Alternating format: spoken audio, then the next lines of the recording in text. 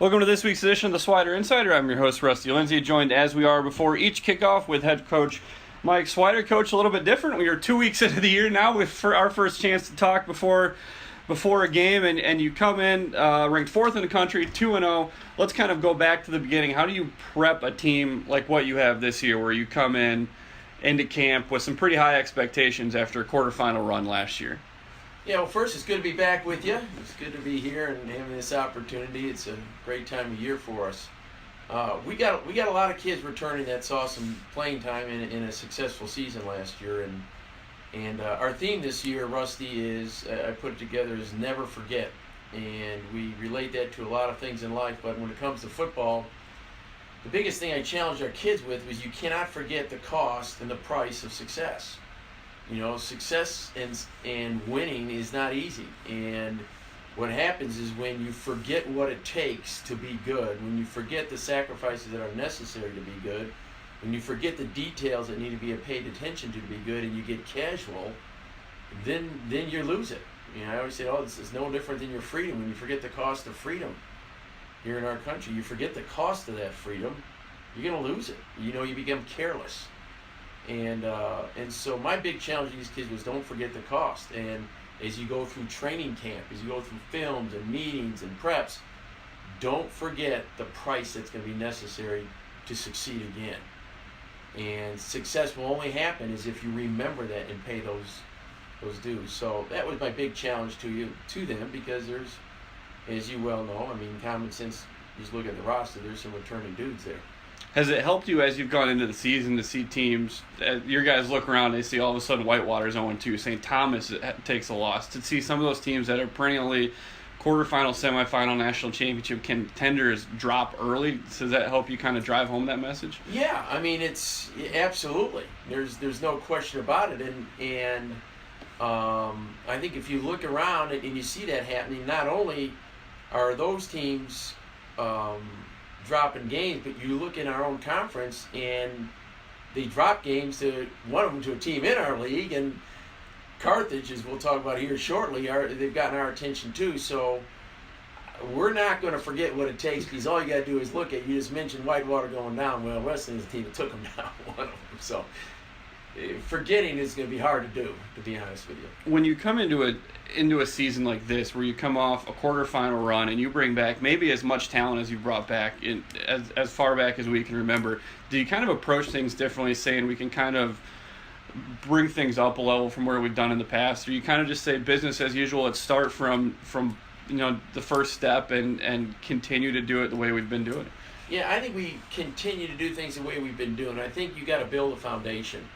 You know, you've got to, because each team, even though there's a lot of kids back, it's still, there's a different feel to it. And so if you don't recreate a foundation and recreate your culture and recreate sort of an edge, I think when you get into the season and you've got to lean on something that's tradition, I think you can hurt. So we start at ground level zero with everything we do, and we start building from the bottom up rather than trying to start midway up in the structure and then have the thing topple over because we haven't addressed some of these core values.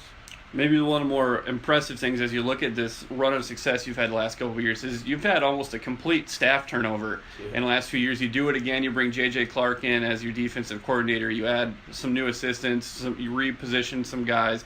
How have you seen this team take to another staff shuffle, and how has the staff kind of meshed together? Well, I mean, the last 3 years we've had 2 times almost complete turnovers. I mean, there's been a lot of juggling, but you know, the thing is I always challenge all of our coaches with is it can never be about you. It's got to be about Wheaton football. And I do that with our players, I do it with our coaches. And the moment you start thinking that we were what we were because of this player or that coach, and that guy graduates, he leaves, he goes somewhere else, the moment that seeps in, then you start going, we're not going to be what we are. No, we are who we are because of Wheaton football. You know, there's a culture here. And, you know, it's like I say it all the time, you know, stick your hand in a bucket of sand, and when you move it out, the hole that's left is how much we're going to miss you. And I don't say that sarcastically, and I don't say it because we don't love people that have left. But you've got to create that mentality that it doesn't matter who comes and who goes, Wheaton football will continue to be what it is. The other thing is we brought in guys that are Wheaton football guys for the most part, that understand the culture, understand what we're doing. Mark Jackson's son played here. Obviously, Andy Studebaker played here. J.J. Clark's already been here a few years, and so there's an infusion here most of the time of people who understand the culture and put themselves second to that culture and just feel joy and happiness to be part of it rather than being, well, I'm going to be the guy. No, I just want to be part of this. You mentioned you bring Andy back, you bring Matt Sneebold back. Yeah. That puts 3 guys on staff who have experienced the NFL in some manner. What does that do for your program when you have those kind of guys, that many especially, who can bring that kind of experience and know what it takes for these guys if they want to get to the next level and to bring that kind of preparation? Well, I mean, first of all, it emboldens your players. You can say anything you want. When Andy Studebaker's walking around the practice field, the kids walk taller, stronger, shoulders back.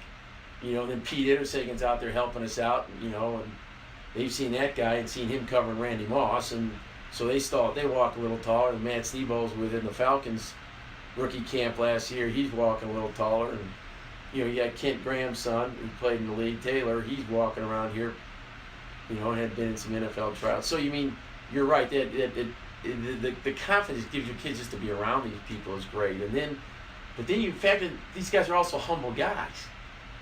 And so that humility also rubs off on them, and it's been fun. It's been a lot of fun, and we've had guys try to take on Studebaker, and they've all lost. So it's been as did a lot of other guys through the years. The one big constant this year, you keep Jesse Scott on as your offensive coordinator. Year 2, how have you seen Jesse kind of grow in that role now that he's got a year under his belt to kind of know what to expect? Well, I think he came in at training camp had a better look at the big picture because he's already been through the big picture. I think the biggest thing for a young coach sometimes is they get consumed with the here and now, and they don't see the big picture and why you do things now as you look down the road.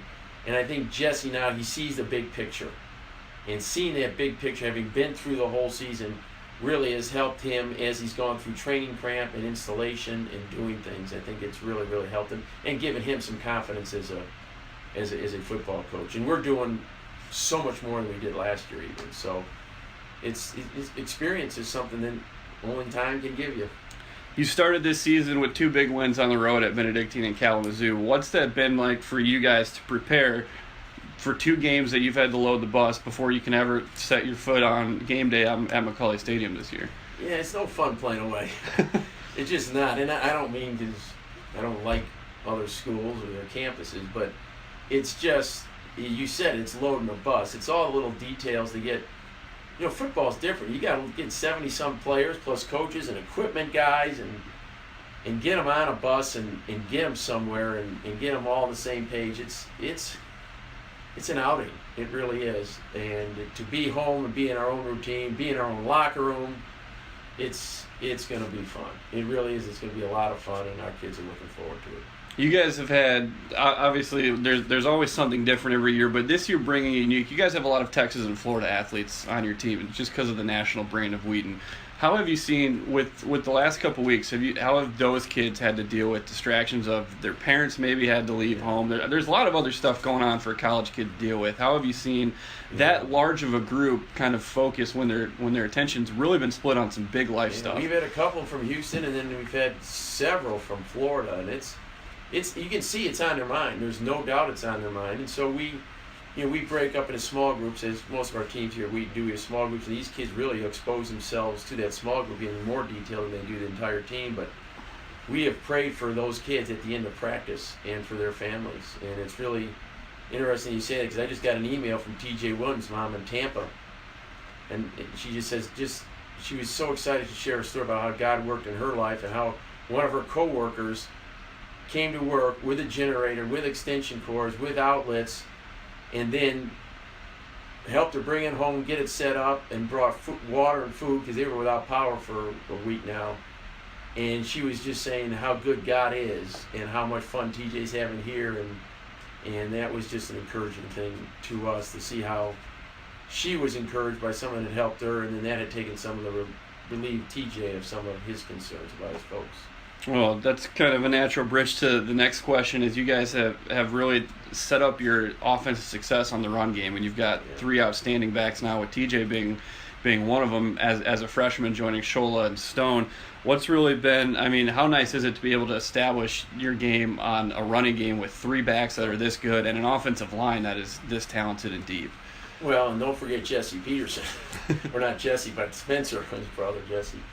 I mean, you got three running backs, and then that big old quarterback's going to touch it 5 or 10 times too. And if each of those kids touch it 5 or 10 times, and Spencer touches it 5 or 10 times, it's a load for 40 carries. And it's been fun. It's been fun because they all are different in their own ways, and so you match that with a strong offensive line, and that the ability to run a football, it helps you control the tempo of the game, and it does something to the psyche of another team when you get the ball run on you. Sometimes you get the ball thrown on you, being a defensive guy, getting the ball thrown on you. Somebody say, well, just a little breakdown here, but when someone's running the ball down your throat, that cuts your heart out, and hopefully we can do that. We've seen Shola's broken big plays, Stone's broken big plays, TJ's broken big plays. Shola's a guy who, through the course of his career, has kind of gotten banged up. How nice has it been for you as a coaching staff and him long term that he hasn't touched the ball in the second half yet this year? No, and even sporadically earlier than that. I mean, he's probably carried it 20 times in 2 games max.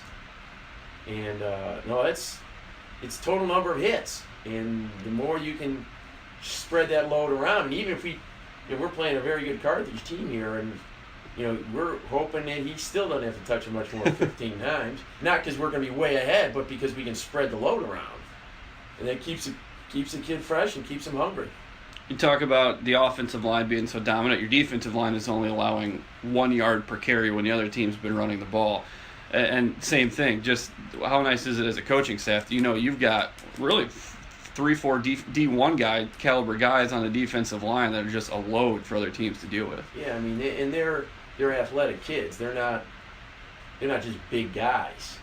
Those are athletic kids that can run and move and get off blocks and create some havoc. So it really is a blessing. There's no doubt about that. This is a Carthage team that's going to build their success on the ability to run the football. So going into that, knowing that you've got this kind of defensive line, what's that do for your game prep for Carthage?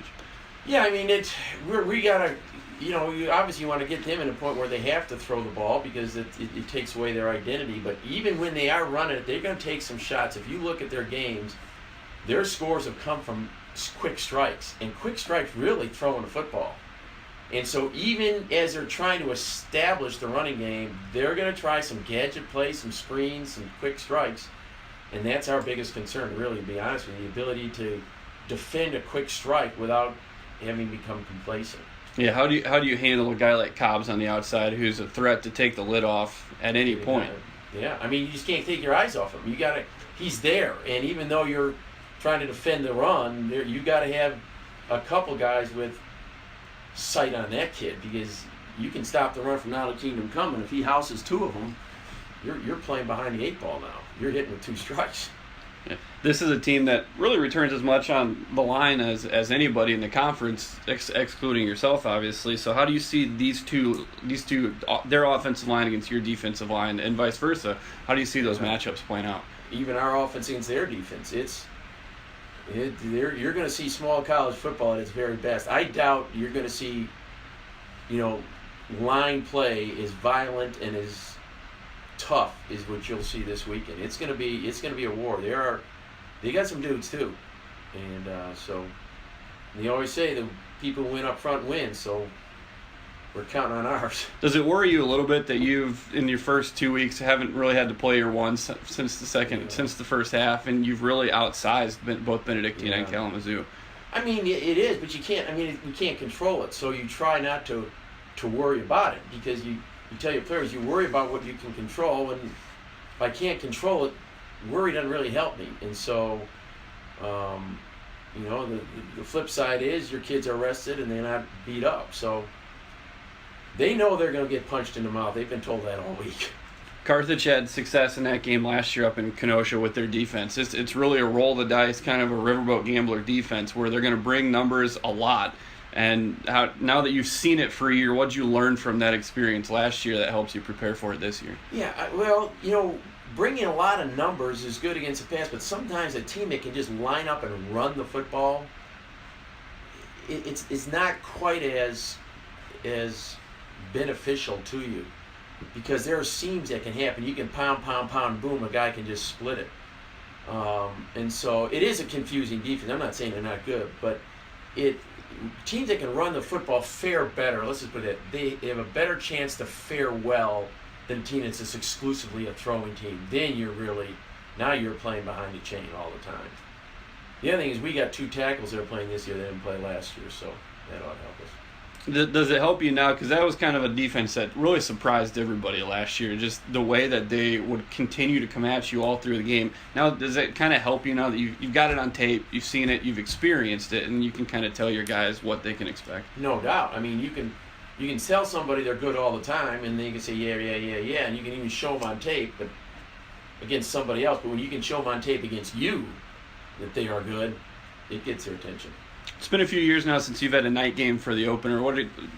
Is that something an experience you like for your guys, or it's 7. Good evening, ladies and gentlemen, and welcome to McCulley Stadium here at Wheaton College alongside Dan Studebaker, Doug Rothschild, Nate Stein down on the field. I'm Rusty Lindsay, and welcome to another season of football here on WTSN. And it's been a while, and it feels a little weird because here we are, week 3 before we get our first broadcast of the year. But this is a Thunder team that is loaded for bear this season, and they have looked good out of the gates. A big win at Benedictine, a 58-6 win at Kalamazoo in week 2, and they come in to what's going to be a very, very good contest here in their home opener in week 3 against a good Carthage team. But Doug, let's start with the beginning of the season for Wheaton. We're talking about a Wheaton team that has been dominant in every facet of the game. Shola Olateju is averaging over 120 yards rushing a game and has yet to touch the ball in the second half of a game yet. This is a Wheaton team that's the real deal. Oh, there's no question of the real deal. They bring 19 starters back from a team that went to the quarterfinals and lost to the national champion last year. They bring 70 players off their roster back. That's got to be unprecedented for Wheaton College. That's an amazing number of players, and even more than that, this team is not only experienced, but they're deep and they're talented at almost every position. Now, that's going to be tested a little bit tonight because they're banged up in the secondary, but this team has got what it takes to make a very, very deep run in the playoffs.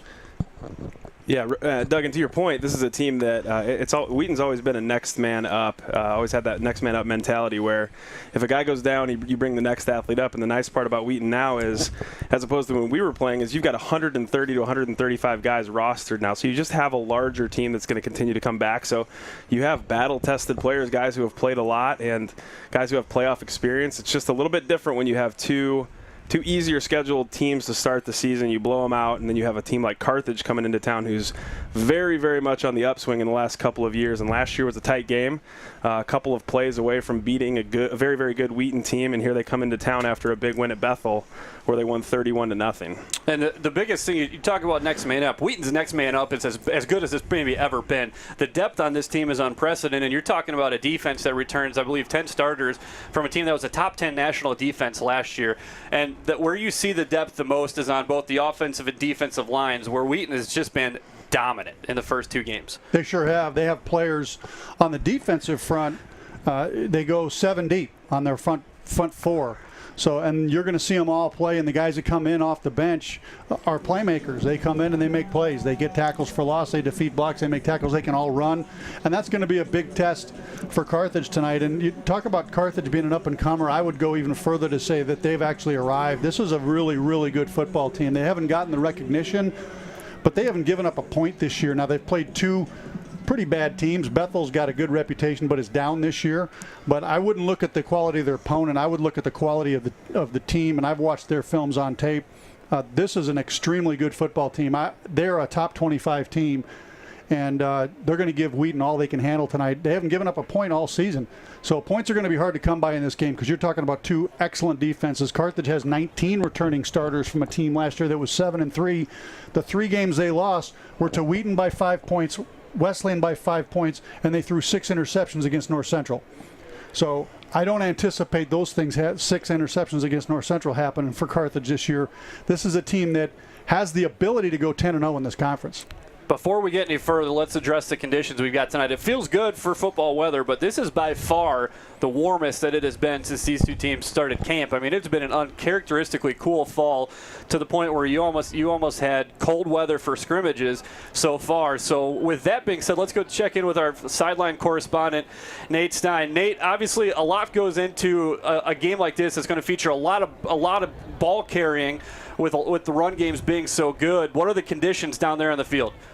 Well, like you said, Rusty, this is the hottest day of the season since training camp started, sitting right around 80 to 85 degrees down here on the field, and that's even magnified by the turf. So it's going to be a game where conditioning is going to come into play in a huge way in the first few quarters before the sun starts to go down and before it starts getting a little cooler out here. Thanks, Nate. And that's going to be the biggest thing is both teams have depth. There's going to be a lot of depth with the line play, but Wheaton's going to want to pound the ball. Carthage is built on pounding the ball to open up the play-action pass and to try to hit that big one. So it's going to be a lot of guys who are – you might see some cramping. You might see a lot more rotations than what you're used to seeing so far this year. But this is going to be old-fashioned small college football. This is going to be 3 yards in a cloud of dust for a lot of this game. Yeah, no doubt about it. This is going to be one of my favorite games to view all season because I like watching the war in the trenches. You have a very big physical Wheaton offensive line against a very big physical Carthage defensive line. And then on the other side of the ball, Carthage's offensive line is probably the largest that we will see. They're big, they like to lean on you, and on the other side of the ball with Wheaton, you have a very big physical defensive line who likes to move, likes to play games. And it's just going to be a war all night. I mean, you're going to have guys that are, as you mentioned, it's a war of attrition. Who's going to stay the healthiest? Yeah, Carthage's defense is extremely good against the run, and it's because they're big and physical up front. And it starts with the two big defensive tackles they have that are both returning. Jacob Simar, number 94, is 6'3", 295 pounds. He's just a sophomore. And then Cedric Fry, number 99, who Dan and I were talking before the broadcast, and we both think that Fry is the guy who makes this defense go. Big fella, 6'1", 305-pound junior. Those are the two defensive tackles in the middle of that defense. Allows them, they take up double blocks. Their linebackers are all athletic and can run. They're very good at stopping the run. They don't get blown off the ball. They're going to be excellent at stopping the run. Last year, their defense overall was, I think, ranked 34th in the country. And this year, I'd be surprised if they weren't somewhere near the top 10. That's how good this defense is. Now, of course, all that is dependent on being healthy. They're healthy coming into tonight, so I expect a battle.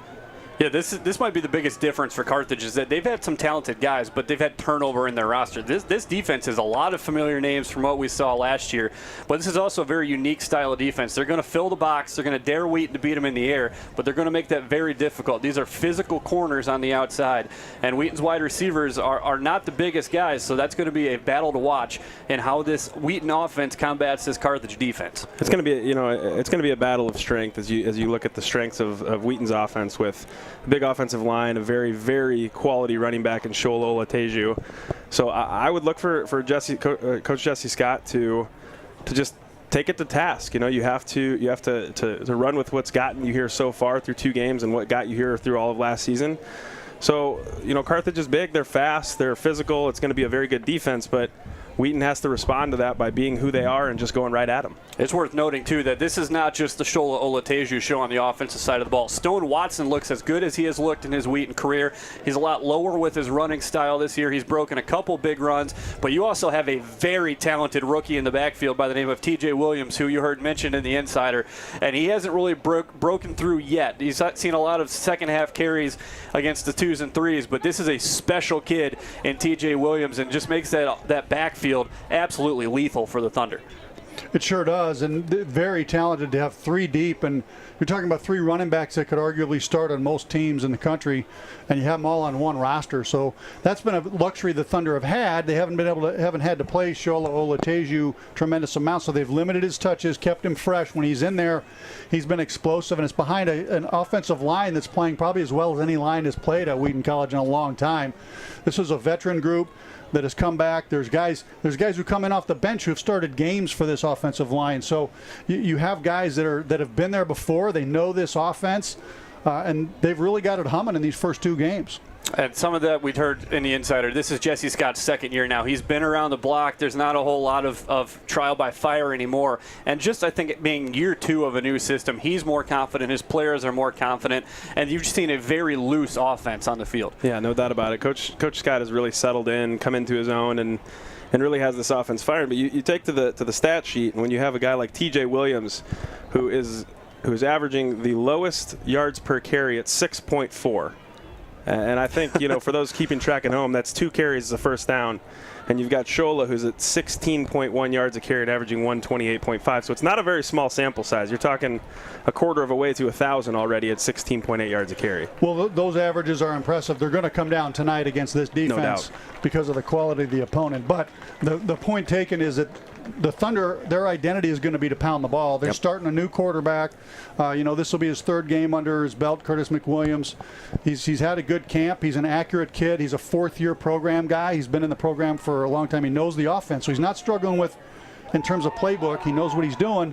It's just a matter of he's going to see speed and physical presence coming at him that he has never seen as a quarterback, and will he adjust to that? That's going to be the critical thing tonight. To me, the play of the quarterbacks is crucial on both sides, because both of these teams don't give up the run. Both of these teams have strong defenses that can run, and it's going to be a game of who has breakdowns and who can execute big plays. So that's going to come down to the quarterback that can get the ball into the athlete's hands. For Carthage, it's Cobbs on the outside, number 2. He is by far the best player on the field for them, and that's the guy they're going to throw it to. They throw the ball probably 10 times deep every game off of play action and off their run game. For the Thunder, they got a whole host of guys. I was talking to Coach Swider earlier this week, and he said, we got a Cadillac on offense. We just got to find a guy to run it. And, Curtis McWilliams is that guy who's going to get the rock. So he's on the bump tonight, and we'll see how he does. And you hope that a guy like McWilliams, who's a 4-year guy in the program, he just has to put faith in his offensive line now. This is an experienced group of guys, like you mentioned. And Carthage is going to come after him, and they're probably going to get to him a couple of times, and it's just a matter of make sure that you set your feet, make sure you make the right throw, just don't give the ball to the other team, and you're going to keep this ball running on the ground. Yeah, the knock on McWilliams has not been his intelligence. He's a smart kid under center. It's a little bit of he locks onto his read too early, and that's going to be a problem here. It's a wide receiver against defenses like this is not always open. He's not going to put his hand up to show you he's there. You've got to throw him into spots. You've got to know your routes. We've seen it a couple times where the windows available for when the receiver's going to sit down and the ball hasn't been delivered. He's been forced out of the pocket. The play is extended. That works against Kalamazoo and Benedictine. Against Carthage, Illinois Wesleyan, North Central, that's a much smaller window with which you can have success as an offense. Well, it'll be a little tougher against a team like Wesleyan, who plays a lot of zone. Carthage plays a lot of man, so locking in on your target isn't necessarily that as big a deal, because the defender has got his back to you anyway. He's playing the receiver, so it's really going to be much more of a battle of can these Wheaton receivers get open against physical, athletic corners, and can they give him enough time? And can the offensive front protect the quarterback so that he can set his feet and make good throws? Yeah, he's going to lock into it, and that's going to be a problem on throws over the middle, because they do play with a man-to-man defense with a free safety in the middle, and the free safety is absolutely reading the quarterback thighs. So that's going to be important. But Curtis is smart enough to know off the start of the snap, he is going to look away, and then he'll come find his receiver right away. And if it's a progression read, sometimes he might struggle with that, but that's more important against a zone defense. Carthage plays a little bit of zone. They play mostly man. This was a defense last year that showed that they will gamble. They will bring 5 and 6 as often as they can to feel like they can throw you off, and they'll bring them from everywhere. Off the corner, bring both linebackers. They'll twist in the middle. They'll bring you a lot of different looks, and it'll be interesting to see how Wheaton adjusts. They caught a CCW off guard last year, and they were favorable in the fact that they had the big matchups at home. How does that show travel, and how do teams adjust this year? That's going to be the biggest thing, but that takes nothing away from a very talented Carthage front. You look at Carthage on offense, you mentioned it, they've got a little bit of a split running attack. Last year we saw a lot of Jamel Davis, who carried the ball 33 times, only ended up with 90 yards. But Lafayette McGarry was a returning starter, is a returning starter. He's been the man for him so far, averaging 75 yards a game. But this big Carthage front, they go 320, 260, 320, 280, 285 across the front. There's some big boys, and they are road graders for this Redmen offense.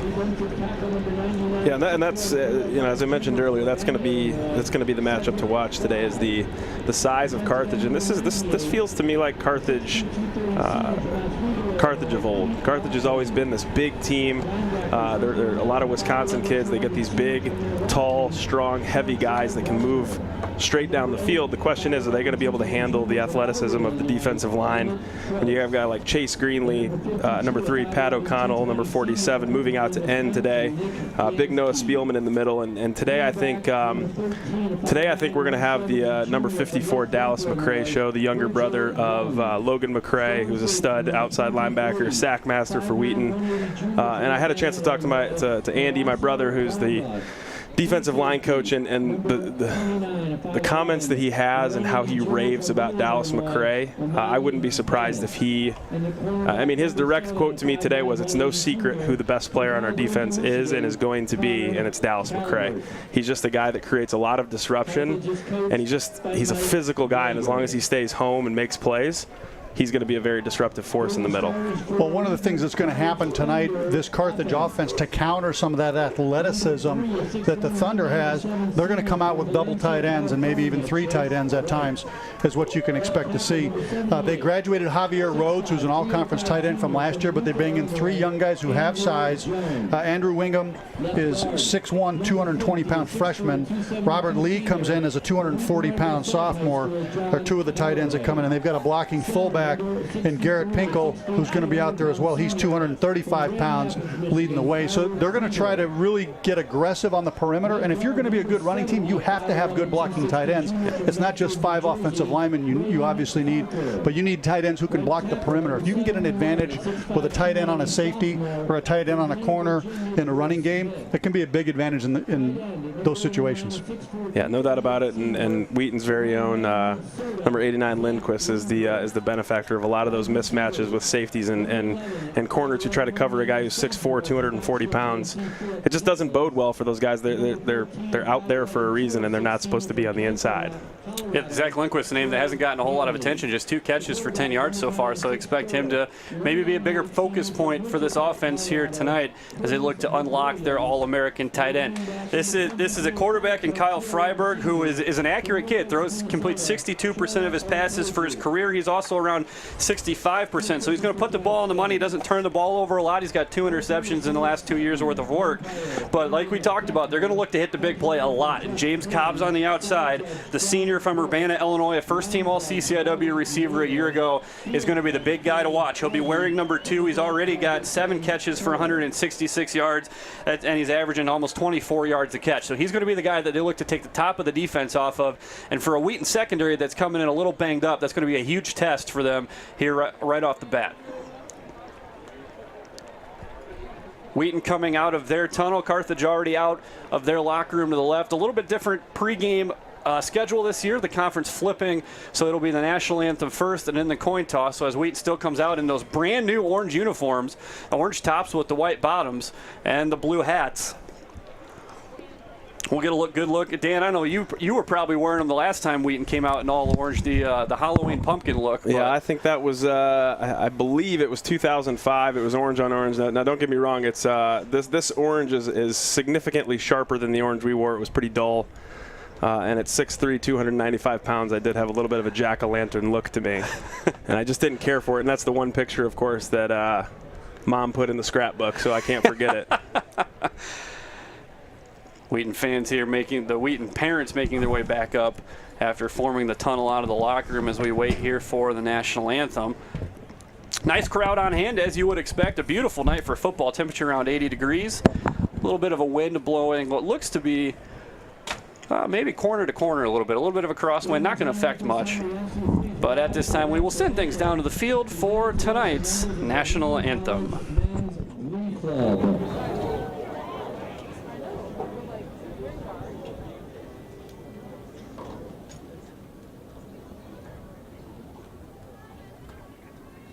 Oh, say, can you see by the dawn's early light what so proudly we hailed at the twilight's last gleaming, whose cross stripes and cries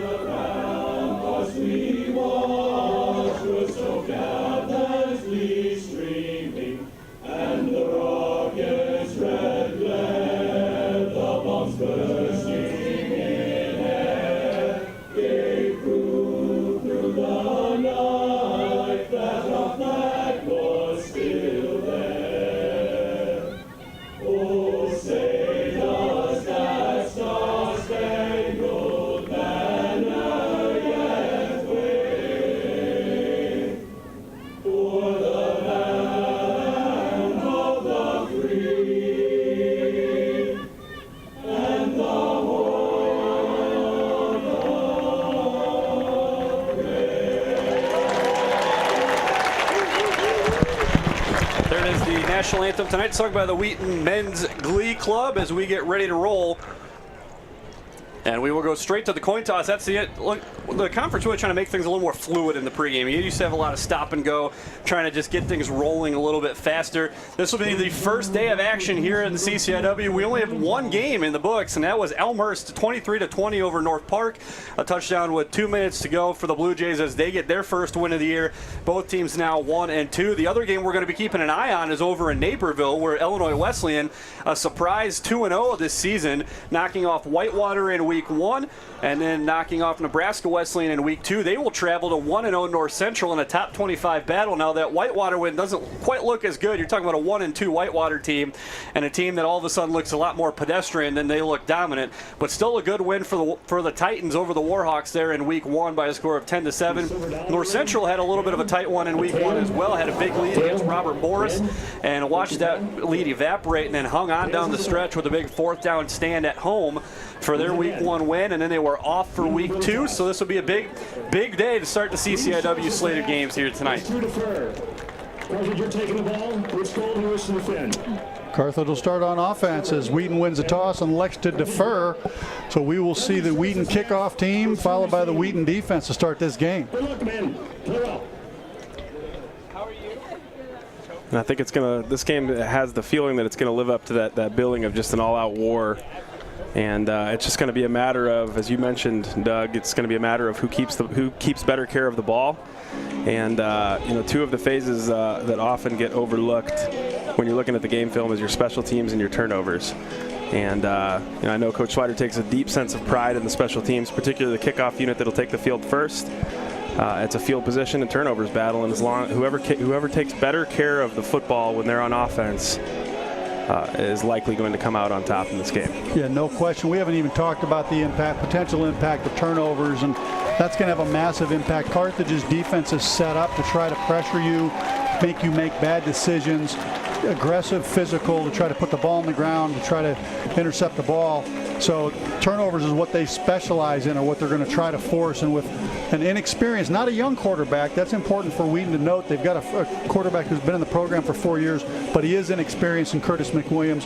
It's going to be really important that he makes good decisions. I wouldn't be surprised here if in this game, being the physical billing that we expect it to be, if we see Spencer Peterson more in that Wildcat package and putting the ball on the ground and grinding it out. 6'4", 230 pounds like he is. He's a freak athlete with the ability to run the ball in the option game. And that's the type of thing you'd like to see that offense and that particular set go right at Carthage, being that they are a physical team as they are. So Wheaton will kick right to left.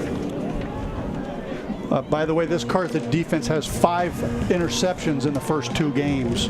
Just to, since we were talking about turnovers, and they have not thrown any interceptions, nor have they given up a fumble. So they have no turnovers in 2 games, and they've forced 5. It's no surprise that they're 2-0 as a result.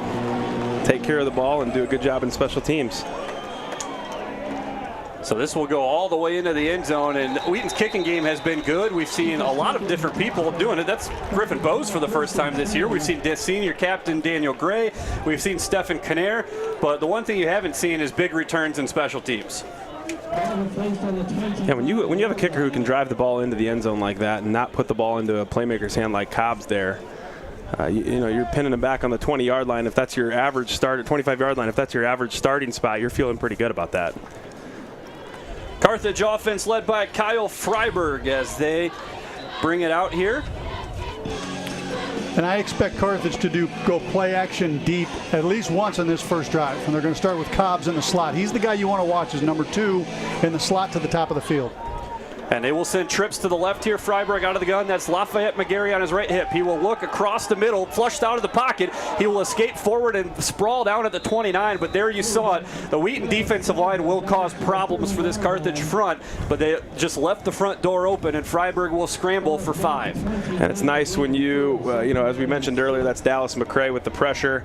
Noah Spielman right behind him. When you don't have to bring linebackers, and it's your 2 defensive tackles in the middle that are causing pressure, you're going to feel really good about that. And I don't know if you noticed as they started, Coach J.J. Clark had Chase Greenlee out in the huddle, but walked him off the field to give them the look that he wasn't out there to start the game. You've got Pat O'Connell moved to the outside corners, press down. 2nd and 6 from the 29 for Carthage as Freiberg looks to the bubble screen. It's complete into the flat, and he will be brought down for 1 or 2 yards. And it'll be 3rd and 5 here for the Redmen. And that kind of action you're trying to see, one thing they're doing, they're going to run a lot of that, but they're setting that up with Cobbs as the blocker because they want the Wheaton defense to be aggressive and jump that so that they can get Cobbs down the sideline at some point in this game. That's the guy they're trying to get the ball to in space down the field. So that's the guy you're going to want to watch. No doubt. They're going to try to incite the corners to come inside a bit, and then they're going to go deep to Cobbs down the sideline. Nice crowd on hand making some noise for the orange and blue. 3rd and 5, ball's loose, flags out. I think you're going to have a snap infraction before you have anything. They're going to back them up 5 and try this one again. And it's interesting, we mentioned Chase Greenlee's coming in as a 3rd down specialist in passing sets now. And number 79, even seeing number 3 across the field from him or across the line from him, I think they're actually going to get him for a false start because he was it's almost as if he's like, oh, he is here. And he comes in and he's a sack specialist, a guy with 15 sacks last season. There's a reason he's on the field, and he'll get his stats even if he is only a third down specialist. Kyle Fox moves over from his safety spot to play man coverage against Cobbs on the outside here to the bottom of the screen.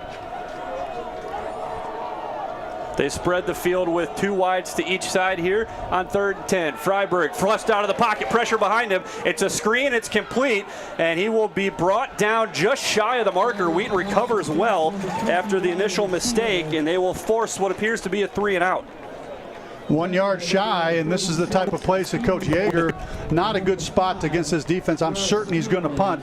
But these are the types of places and because the game goes on, chances you're going to take. If this was farther down the field, maybe across just over the 50, I'd say there's probably almost a high degree of chance that they're going to go for something like this. I completely agree. This far back early in the game, they're not going to do it. Right. You see it there on a Realty Executives replay there.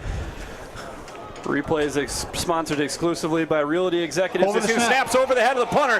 Back he goes inside the 5. He boots it. It's loose in the end zone. This is going to be a safety. Wow. And for the 3rd week in a row, the Thunder will record a safety on a punt snafu, and Wheaton will take a 2-0 lead. It's actually unfortunate that they got him all the way to the end zone. They would much rather have tackled him in the field of play and gotten a 1st and goal from the 2. So they're going to get 2 points out of it and the ball. But on the replay here, I don't even know if the punter had the presence of mind to take the ball in the end zone or if he was still trying to kick that, but he's very fortunate to have picked up the ball in the end zone and not on the 1 yard line, as you mentioned. Because if he had known that they were coming, he would have just taken his medicine and given up the 2 points. And in a game that we talked about the entire pregame about there being big plays, the first one goes to Wheaton right there, although Carthage was fairly fortunate to limit the damage to just 2 points. Now they're going to have to punt the ball from their own 20. It's going to give the Thunder offense field position on their first possession. Yeah, the biggest thing too, we're not used to playing 6 o'clock games here at McCully. We usually play at 7 for a reason because the sun just shoots right down the field, and will get in anybody's eyes if it's a receiver looking back that way. That's going to be the biggest problem for the Thunder early on here with the weather, but not a problem there. That Manute Bull's not catching that snap. Well, that was plenty over his head. Well, in talking with Coach Studebaker before the game and this week, that's something that Coach Swider was very concerned about coming into the game, was what are we going to do with that 1 hour that we have the sun to the west? And it's no surprise that they deferred, took their back to the sun, because now it becomes an important thing, because you don't want to be taking a punt looking at the BGC towards the west. Well, you do have to remember, though, when they're on offense, their receivers will be looking back into that sun to catch the football. Now, that said, the game plan for Wheaton is going to run the ball. So yep. I agree with you. That would be the strategy to start this game. Teed up from the 20 left to right, comes to kick for Carthage. It's low, and it'll bounce back to Stone Watson. It rolls right past him, and it'll go out of bounds. So Wheaton catches a break as Watson made a mistake, and Carthage left to pay for it. Now, I don't know, when you kick off from the 20, I know if it's from the regular spot, you get the ball at the 35. Is it any different if you kick it from the 20? I believe it's still the 35. Yeah, I think that's right. Yeah, it's a little bit different. It's quite a start to this game. It's just not something you see very often in the kickoff from a safety. So, I mean, safeties happen once or twice a season. Wheaton gets a choice, I believe, to have him re-kick or take the ball to 35. Is that correct? I think they're going to take the ball.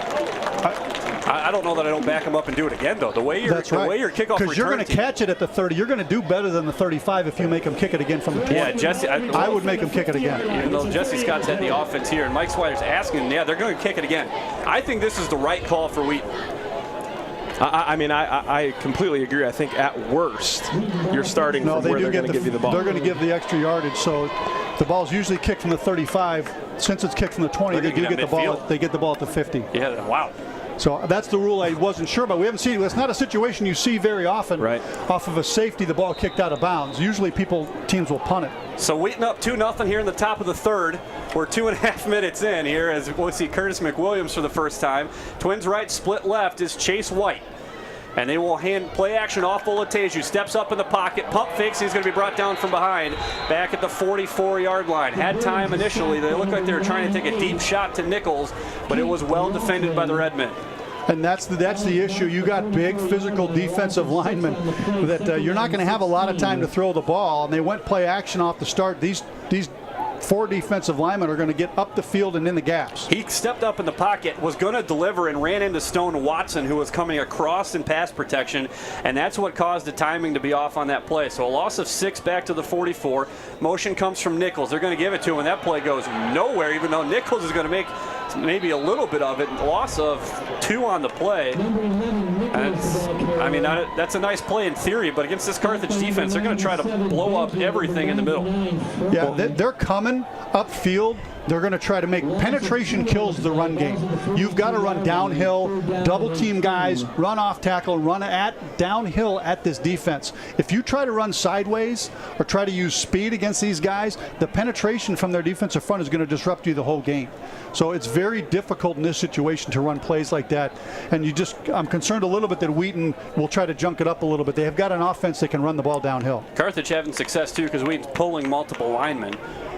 This is their defense. They show blitz, but don't usually. They in only long bring yardage. 4. McWilliams with time, and nobody's there. Nobody home. Chase White was running a middle post, and Zach Lindquist on a deep out, and that is a missed opportunity there for the Thunder. They go -8 yards after the Carthage safety, and I think Carthage can safely say they at least stalled the momentum following the safety.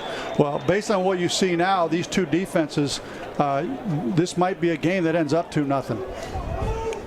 Very possible, and this is where the special teams come into play now, because you're Wheaton punting from your own 30-yard line now with the punter standing on the 30, so you have a chance to pin them deep here with a decent punt. We'll see what the Sun does here. Fielded at the 10, and he will bounce to the outside. Nice play made by Adam Torini, who had lost leverage but recovered with a quick step, and Carthage will start from their own 15-yard line. And this is an offense for Carthage that went 3 and out their first time with a penalty. So we'll see if Wheaton can take advantage of some poor field position here for Carthage and continue to win the field position game. Well, Torini's out there on the bullets as a bullet guy on the punt team because he's one of the fastest players on the team. So he has the ability to get down there as a bullet and to recover, and not many guys are going to outrun him to the sideline. This might be one of the fastest guys in the CCIW. So Carthage will try it again. 1st and 10 from their own 15. We're just shy of 5 minutes into the home opener here at McCully Stadium. Motion into the backfield for the Redmen. They will give on the sweep. They've got 3 in front, and that is well defended by the Thunder. That give was to Cobb, so they're going to find ways to get the ball in the hands of their playmakers. But Wheaton's lateral speed is just going to nullify anything Carthage tries to run there. Yeah. I think if you just see the team speed on Wheaton as it compares to Carthage. And Carthage is again a big physical team, and if they get into space, they're going to do a little bit of movement downfield. But Wheaton's following defense and guys running laterally down the line is so impressive, and you just see it on that play there. Dallas McCray, the first one there, number 54, and then cleaned up by a host of orange shirts. 2nd and 8. They give it to the pistol back right up the middle. Has a seam initially. He'll roll out across the 20 to the 21, but again, it's 3rd down as Chase Greenlee comes back into the game as your pass rush specialist. And that's the plan here, is try to get Chase against a tackle in space, and we'll see if Carthage counters. They bring a tight end in. Likely they're going to line him up, and they do here, to Chase Greenlee's side to try to get a little chip to keep him from getting in the backfield. Twins to the left side, 3rd, and they'll call it 4 from the 21. As Freiberg checks back out. 7-man front for the Redmen. Both wide out, split to the left. Cobb's in the slot. They will give to McGarry running right, and he's going to have the first down and more across the 30. Correction, that's Jamel Davis. Davis, who we saw a lot last year, is a big-bodied running back, 6'1", 219, and is a horse to bring down in the open field. Yeah, he's not going to be a guy that you can bring down with the arm tackle. You need to hit that guy low, engage low, and make sure you wrap up and bring him down to the ground. Well, that was Blazek took a little bit of a bad angle. He was an unblocked player, and he's the safety on that side. He's got to come up and keep leverage for the defense and not let the running back get to the outside.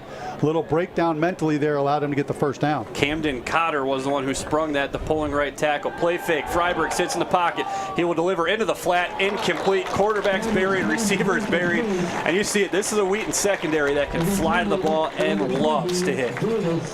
Well, in many respects, you see defenses that are pretty similar. Athletic, defensive perimeter guys, linebackers, and DBs that can run a big, physical, athletic front. The difference in these defenses between Carthage and Wheaton, Wheaton's defensive front is a bit more athletic and explosive. Carthage is more big and physical, although they're very explosive up the field. That was Corey Kennedy, the sophomore transfer from Northern Illinois, making the coverage play. As Pat O'Connell coming untouched, and then the running back did a nice blitz pickup. This will be Cobbs up the middle, cuts to the right side, and he's going to be buried back at the 25. Going to see Greenlee on the play along with O'Connell, and it'll be 3rd and long for the Redmen. And you can see from this offense, they know that Cobbs is their guy. They've given him 4 touches already in this game in the early going, 2 of them coming out of the backfield. They're going to try to put him in positions to get the ball to him. Twins left, split right for Freiberg. Wheaton showing blitz with Stevenson up the middle. At least he's going to step to it. They've got going to go essentially 3 linemen with O'Connell and Greenlee stood up, Spielman in the middle. They have an extra defensive back in, so one of those linebackers is probably coming. They move the tight end Wiggum in motion. Freiberg sits in the pocket, delivers into the flat. Look out! And Wiggum is dropped at the 28-yard line. That's Marcus Smith, who saw a receiver who didn't see him. And this is going to bring on the punting unit again for Carthage. Yeah, just a great play. And so far from Carthage, you're not seeing that desire to stretch the field with Cobbs. And that's the second time that they've tried to hit that pass in the flat, and the second time that it hasn't gone for much of anything, being as the first time it was incomplete. Well, they're trying to get you when you have 2 safeties high, when you have a cover 2 look with 2 safeties deep, they're often going to not try to throw the ball deep. That's a running formation for the defense. Boy, that is not a good punt, and it's going to take a Wheaton bounce, and Wheaton's going to start in Carthage territory at the 41-yard line. Now, I look for Coach Jesse Scott on this drive to come out and just run right downhill, right at Carthage's defense on that last drive. To your point, Doug, there was just a little bit of too much going on in the backfield, just a little bit too much extracurricular trying to throw Carthage off. But the 2 big defensive linemen, and Jacob Simar and Cedric Fry, have both pretty much had their way with Wheaton's offensive line so far. 2 tight ends in the game on cue. Yeah, this is going to be fun power football here with McWilliams under center, Olateju the lone back. He waits at midfield. 2 wide receivers shoulder to shoulder at the right hash. Ball in the 43 is where they'll mark it. 1st and 10. Wheaton will stretch Olateju to the left side. He's got a crease, bounces to the outside, and he's inside the 40, down to the 39-yard line. This is a Wheaton offensive line that can run zone run as well as anybody we've seen. And that's what you want to do. They come out in 2 tight ends. When you see the 2 tight ends, that's 7 guys, 5 linemen, 2 tight ends. That's 7 guys to block for Shola Olateju.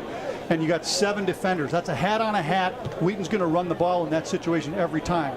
And now they're going to try to get a numbers advantage. Spencer Peterson, who serves as a Wildcat quarterback. The only difference is he's an actual quarterback. Slot's coming on the blitz. And they're going to bring him from both ends here. Peterson will play fake and run right up the middle. He's got to see even more. 30, 25, 20. Peterson slices up. Touchdown Thunder. Peterson to the house. And that's what you do against that's a 6-1 blitz. In other words, 4 defensive linemen, 2 outside linebackers come out on the outside, and 1 for the weak one. They got 1 linebacker. The way you dash that defense is right downhill on the A-gap. And that's exactly what they did, because they've got no cutback players. There's 1 linebacker to beat. You block him and it's over. They brought a 6-1 blitz, they gashed it, and that's how you attack that defense. And just a great play by Spencer Peterson to take the ball and run through people, right? He's, to your point, he's a guy who can run the Wildcat offense, but he's 6'5", 230 pounds, and he's an actual quarterback. and a dual sport athlete at Wheaton. And what an athletic play to run downhill and break a tackle into the end zone for 6 points. It's like Jesse Scott knew what Carthage called there. It was the perfect call for what Carthage had coming. Snap down, kick by Canera on the extra point, up and good. And Wheaton leads it 9-0. Well, that's what we talked about. The first drive, they come out and try to trick it up a little bit, play action down the hill, get sacked. They try to run a little wide, run and play, kind of pitch to Nichols, trying to get stuff on the perimeter. And Jesse came out, and I'm sure that was part of his plan. Second drive here, come out and run right at him. Yeah. And that touchdown run was, again, a play where you bring a big guy. They've been running that in the first 2 games. This is the 3rd game that they've seen it. So Carthage knows they're running it. Their game plan against that was to bring that blitz. So, and it's a gap blitz. The problem is if you break the line of scrimmage, you are gone. That's what's going to happen. Yep. That's going to be the outhouse or the penthouse. They may run that again, and they may come back with the same defense, and they may stuff us in the backfield. But that's what can happen when you run that blitz and you run downhill, because there is no cutback linebackers or defensive backs. And that just shows you the physical nature of both teams, though, to be able to let's just line it up and see what happens. Football, right? Carthage brings their best against Wheaton's best, and to your point, once Spencer Peterson hit the line of scrimmage, he's gone. You got nobody there to stop him. That's a big body. That's 6'5", 230 with breakaway speed there. I mean, that safety looked like he had the angle, and Peterson just went right by him. I mean, that's a kid who could take the ball and dunk it through the goalpost there with a relative amount of ease. I was down too. on the field before the game, standing up next to him, and I almost asked him to be my bodyguard after the game. He is a big dude. So this will be Bose right to left. This one's a low knuckling kick. Going to check up and stay. Nope, will roll itself out of bounds. So Bose, who was excellent with his first kick, will roll this one out of bounds, and Carthage will start from their own 35-yard line. I think it's fair to say there's some solid genes in the Peterson family, with Jesse Peterson at 6'4", and what is he, 500 pounds now, at all ripped muscle. Playing in the Arena League for a little while, but what an athlete he was. So. You're just gonna do Jesse just well, like that. He's already hit me on Twitter once today, so that was trying to incite the big man. I think I might have him by a little bit. That's a kid in Spencer Peterson too, who dropped 20 in the last game of the year for the men's basketball team. So he's a very talented athlete and a very good dual sport athlete. 1st and 10 from their own 35 for the Redmen, looking for their second first down of the game, and this will be play fake off of Cobbs. Flushed out of the pocket is Freiberg, chased by O'Connell. Now chased by Stevenson. He's not going to get away. He might have kept the line of scrimmage, but no more. And Wheaton did a lot of scouting of this team, obviously, as most teams would, but in talking, as Dan mentioned on the pregame, they determined a ton of tendencies by formation and what they like to do. So Wheaton just looks like they know the Carthage playbook right now. And Freiberg has been frustrated. He's got nowhere to go with the ball. I mean, when you talk about tendencies with teams, you like to be in the 50-50, 60-40 range. But Carthage has tendencies when in certain formations and certain shifts that they're like 90% that they're going to run a specific play. 2nd and 9. Freiberg will shovel it forward to the tight end, Azu Wiggum. Wiggum's second catch of the year. He will get it out across the 40, and that's Carthage realizing that Wheaton's lateral pursuit's too much. They're just trying to find something. Just give them something to think about. Maybe slow down that lateral pursuit by a step. Well, that's a play they ran against Bethel for a touchdown, actually. They had a long, I don't know, it was a 50-plus yard touchdown against Bethel on that exact little shovel pass going the other way. So it's something that they've practiced and the Wheaton team has seen and scouted, so they were aware of it. So 2 tight ends on here, 3rd and 4 from the 41. They bring motion to the inside from Cobbs. He comes all the way across the formation. This is Davis in the backfield.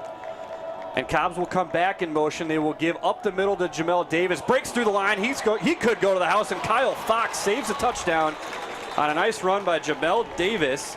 And the Redmen now to the Wheaton 39-yard line. Yeah, and Carthage finding out that Wheaton's lateral speed is just a bit too much for them. Look for them to just go right downhill at Wheaton now. Yeah, that's the safety. Took a bad angle and just came up outside. You got to sit in there in that hole. He went right down between the left guard and tackle, and there was no one there. The linebacker and the safety over pursued, which opened up that gap. First time across midfield today for Carthage. Their 3rd time with the ball. This is Davis again, straight ahead. They've got something there. Nice tackle by Blazik, but not before another first down run. And back into the game comes Dallas McCray after 2 A-gap runs. Yeah, they're double. It's really two double teams. Yeah, 2 double with a chip trying to get to the middle.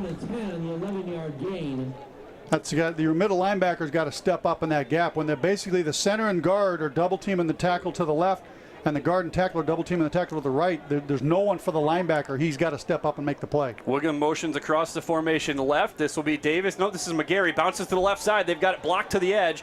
He's going to be stood up before he can get to the 20 and wrestled down at the 23. But Carthage has figured something out now. They've got something on the left side of the line here that's working for them. And they are predominantly a team that likes to run left, and of course they would, because that's where the big fella Isaiah Trussell is. 6'3", 320-pound senior, and their left guard, Godlewski. Those are the two best offensive linemen on the team. So they're predominantly going to be a left-handed run team. 2nd and 4 from the Wheaton 22 as Cobbs motions to the split left. He'll be picked up by Marcus Smith. Split right, Evan French. Give up the middle to McGarry. Tries to bounce it left. He's pushed back in. He's going to get close to a first down, but he's not quite there. It'll be 3rd and a yard. Now, this is a situation you got to be careful. They're going to bring in bigs. You're going to bring in bigs.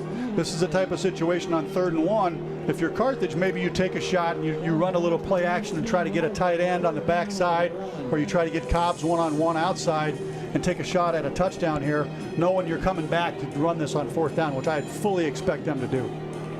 Yeah, this has been a nice job by Carthage to kind of reassert themselves, and this is certainly an area where a field goal doesn't do you a whole lot of good.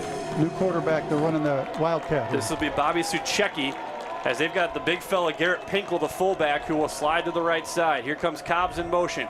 This will be Suchecki up the middle. He's got the first down and more inside the 15 and down to the 13. Pretty easily picked up, and Suchecki's not that different from Peterson. He sits 6'3", 240. He's a big fella there running the Wildcat. And again, they're running the ball.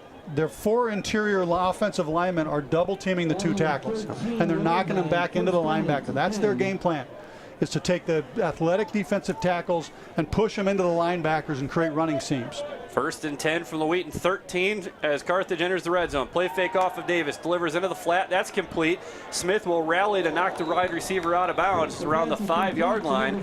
2nd and short coming up here for Carthage. That pass complete into the flat to Javon Stricker. And in the past couple of years, this is where Wheaton has really shined as a defense. When their back gets closer to the goal line, it's time to just bow up. You don't have those ability to run verticals anymore. You have to run laterally, or you have to run right at them. So now it's up to Wheaton's big athletic defensive line to step up to the task and try to take over as the Carthage offensive line is sort of having their way with them on this drive. Play fake again. He's looking into the end zone, and it's well covered. Looking for Azu Wiggum, and they have to throw it out the back of the end zone because there was just nowhere to go with that ball. And it's another 3rd down for Carthage. And Greenlee tackled both the offensive guard, Godlewski, as well as Freiberg as he came in. He just pushed him right back into him and took them both down to the turf.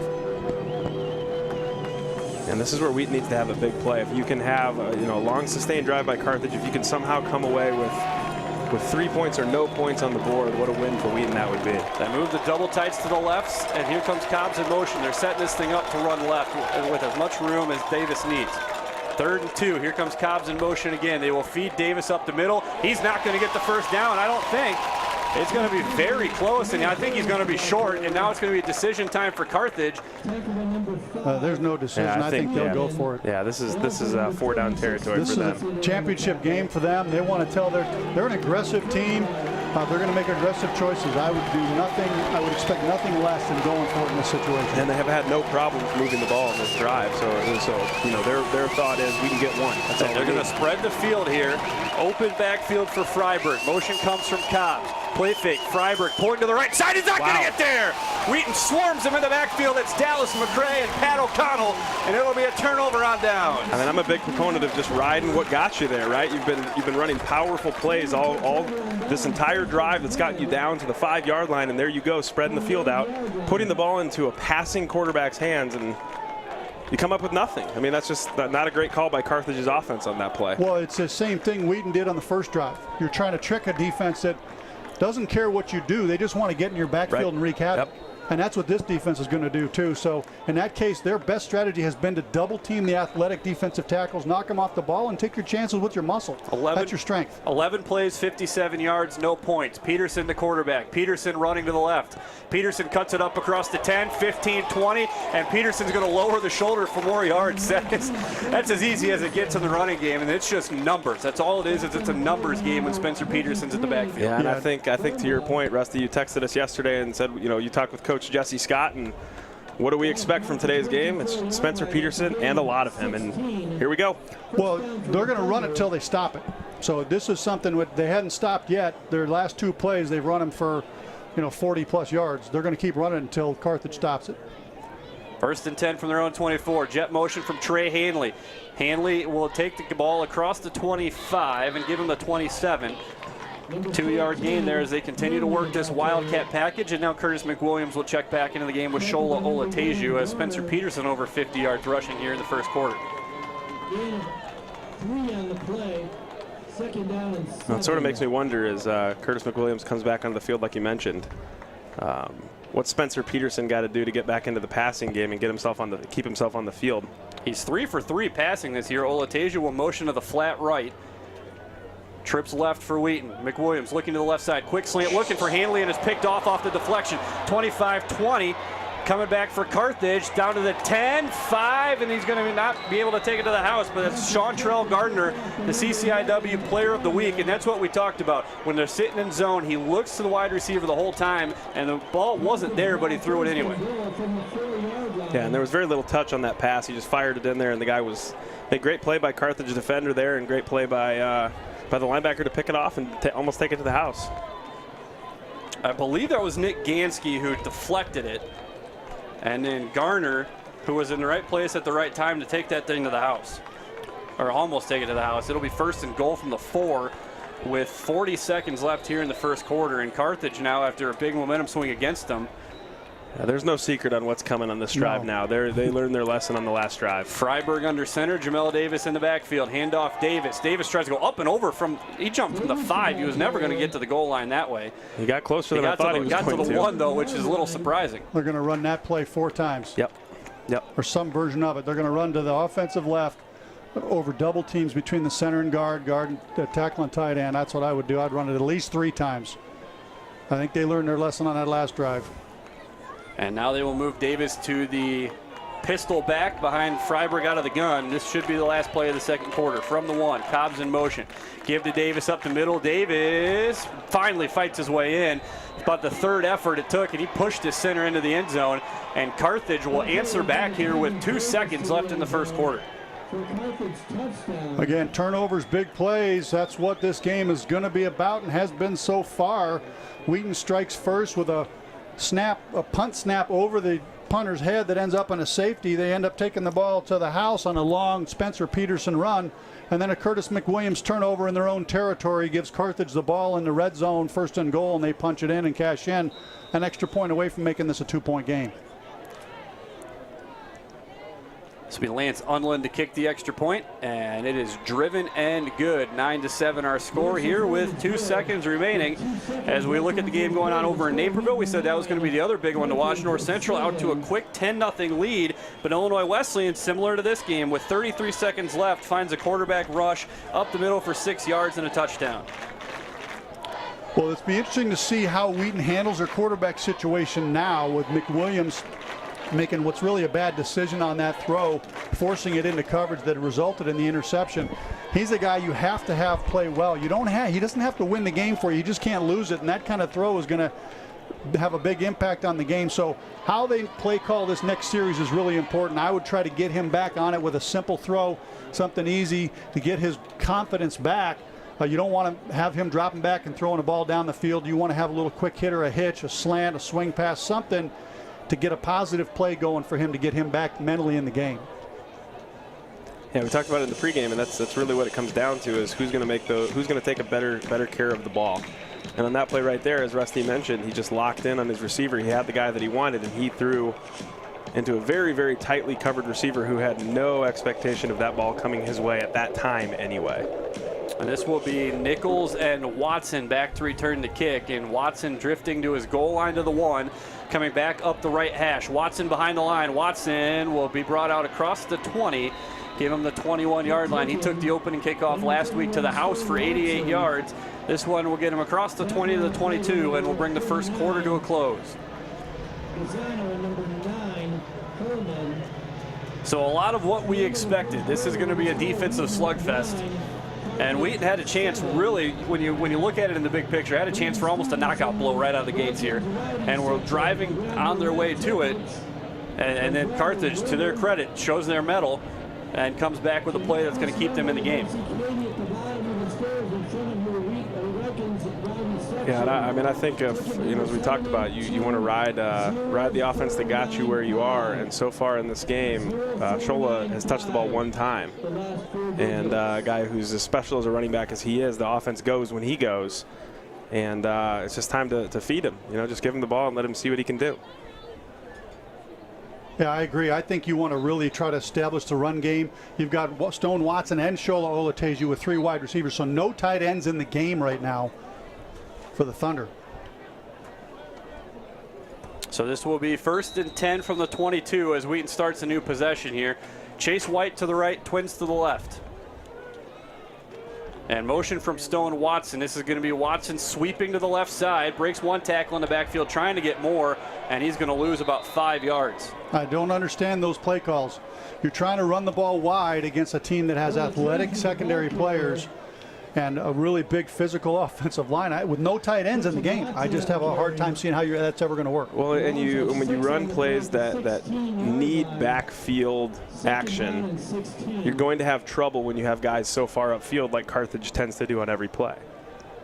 Trip set to the right side for McWilliams with Olateju on his left hip. They rule it a loss of 6. Chase White is split left as McWilliams looks to the right side. Quick hitter to Hanley. Hanley will be short of the original line of scrimmage. Carthage there, you see the speed of their defense as they will force a 3rd and long, and a nice play coming inside out by the free safety Amani Dennis.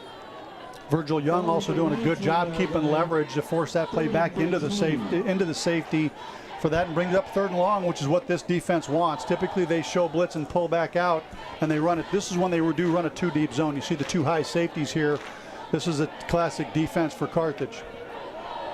Jogi Bumba and Amani Davis, the safeties. 2 corners rolled up. Linebackers Emmett Trust and Gansky. This is McWilliams across the middle and incomplete. Nichols wasn't even looking for that ball. Lindquist was sat down around 8 yards.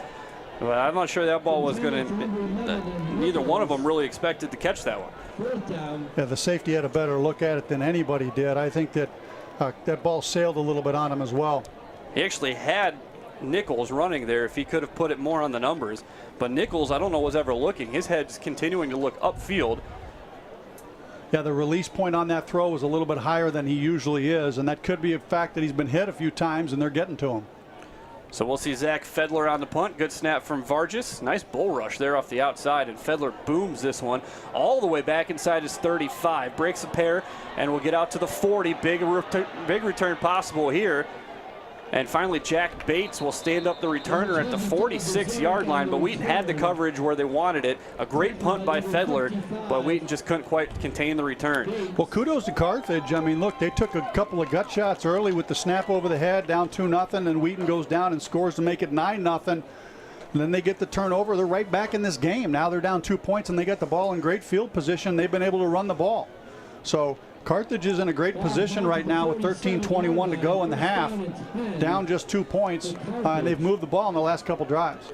Tommy Bazarick with the nice return there for the Redmen. He did take a shot from Jack Bates, who finally stopped the return at the 47. But here, if you're Carthage, you're starting to feel all of a sudden the momentum's on your side with a short field to go. Cobbs will motion slot left. Inside of Evan French to the left side. Ball on the right hash, give up the middle, McGarry. And McGarry's going to have his legs cut out. He's going to bounce to the outside, but there's nowhere to go there either. Wheaton rallying the tackle. It's Luke Solly who will make the tackle a 3-yard loss. And on the first play of this drive, great adjustment by Wheaton's defense to provide pressure up the middle so that he has to bounce outside. Just a really good play by That's Corey Kennedy at 5'9", sticking his nose in there. I'll tell you what, Corey Kennedy is a special football player. 5'9", 180, 190 pounds. I mean, he's the type of guy that if you're going across the middle, you better look out. And great job on that play by sticking his nose in there and causing havoc on the running back and forcing him out. Wheaton Family Connections netting them a couple of nice transfers here in the offseason. Freiberg coming back, and it's incomplete. Kennedy, the brother of Sean Kennedy, a previous player here for the Thunder, graduated, I believe, 2 years ago. And then you mentioned Dallas McCray with ties to Logan McCray. The family's got some athletes here that are suiting up for the orange and blue. Well, Logan McCray played on that Dansville defense, and the only reason Logan McCray wasn't the player of the year in the conference is because they had Dansville on that defense as a middle linebacker. Yeah, Dansville being one of Wheaton's finest linebackers of all time. No disrespect, of course. Trips right for Freiberg. And he's going to have Dominic Lucido, who is a little more of a receiving running back into the game. He's got 3 catches for 64 yards this year. Maybe look for a screen look here from Carthage on 3rd and long. Wheaton with the 2 high safeties. Back goes Freiberg. Pressure coming up the middle, and down he goes. Back at the 35. And that's Luke Solly again, who will wag the finger and send the Carthage offense back to the sideline. Just a great play by Wheaton's defense right there. Just a great drive all around to be able to respond to the last drive. That was a sustained long drive. And if it wasn't Sally, it was somebody else on there. They had 3 or 4 guys in there that were ready to clean that up. Yeah, Kennedy, O'Connell, both of them waiting. That's a nice delayed blitz look. They find the holes in the line, and then it was Kennedy and Solly coming up the middle. And now the nice thing is it looks like the sun has receded enough off to our right that it's not going to play too many. Oh, another bad snap, and it's blocked. Kick is blocked. It's free to the near sideline, and it's going to go out of bounds. A slow snap. Wheaton bringing pressure off the edge, and that looked like number 7, Jeremy Moore, who got his hands on the punt.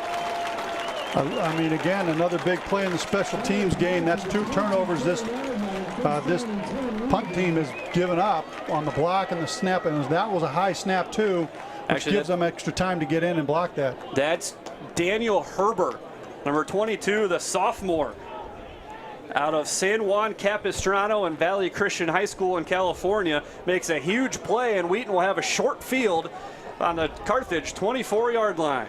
I'd really like to see Zach Lindquist get involved here in this drive. Lindquist will put his hand in the turf to the left side of the line. 1st and 10, Olateju on the left hip of McWilliams.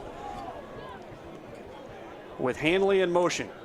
Play fake off of Olateju. He's got time, a man wide open. There's Lindquist, and that is a Thunder touchdown. Just what the big guy in the box ordered. Great call by Doug Rothschild to write that one up. I think he might have been in the headset. Just a great play right there. But we were talking. You've got Shola who's got 1 carry. You have Lindquist who's just now checking into the game with a big touchdown. And Wheaton has the better athletes. It's just time to go to them and make sure that they get the ball in their hands and let them make plays. Lindquist's 3rd catch of the year. 2 of them have been for touchdowns. That's an All-American. Light wearer number 89 for the Thunder, back for his fifth year senior. And he will be a force for the Thunder. Kinnair for the extra point out of the hold of Adam Sandy. Watch Sandy after this kick, folks. He is fun to watch. Here he comes. What do we have from Sandy? The bow and arrow. Adam Sandy is entertainment on the PAT. As here you see the Realty Executives replay. McWilliams can stand strong in the pocket and deliver that one. And no safety in the country is going to wrestle big number 89 when he's got momentum. No chance. The big fella's got hands, and he's got the body, and that's the guy you want to put it right on him. Great throw there by McWilliams. Great job by McWilliams there. They protected him. Good action, great play design. They ran, the play action was at his side, so the other safeties, the help safeties coming up to help on the run. He beat the guy covering him and put it on the money. Great throw. I don't know about you guys, but that might have been one of the best days of the offseason when we found out officially that he was going to be making a return after going back and forth because of the injury troubles that he's had. But he looks plenty healthy to me right now, and it's good to have him out on the field and causing havoc in the secondary. I think this might have been the first year he's actually been able to go through camp without being banged up, and he looks the part coming into the season. He looks like he is full bore, and that is trouble for opposing defenses. This will be Griffin Bowes, number 39 here for the kickoff. He's put 1 in the end zone and 1 out of bounds. And he split the difference here High end over end kick. Incredible hang time here for Bose. Taken by Cobbs at the 5, out to the right numbers across the 20. And Adam Sandy's going to actually push him out of bounds there across the 25 to the 28-yard line. Wheaton's done an outstanding job on their kickoff coverage team, allowing opponents just to start on their 22-yard line, but they haven't seen the athletes returning that Carthage has. Well, specifically Cobbs, he's the most dangerous player on the field. So anytime he touches the ball, he's going to get your attention. And I would try to kick it away from him. They got lucky there that they kicked it up high enough they were able to contain him. Yeah, and they haven't given it a shot yet to go up the Cobbs, and I wouldn't be surprised if they gave it a look on this drive, given the fact that they've tried to run downhill at Wheaton and they've had some success with that. They haven't tried to get the ball in his hands yet, and like I said, I wouldn't be surprised if. Well, it's tough. They got 2 high safeties here. You can see now they're coming back down a little bit in a 3-match type of a look. There he goes down the field.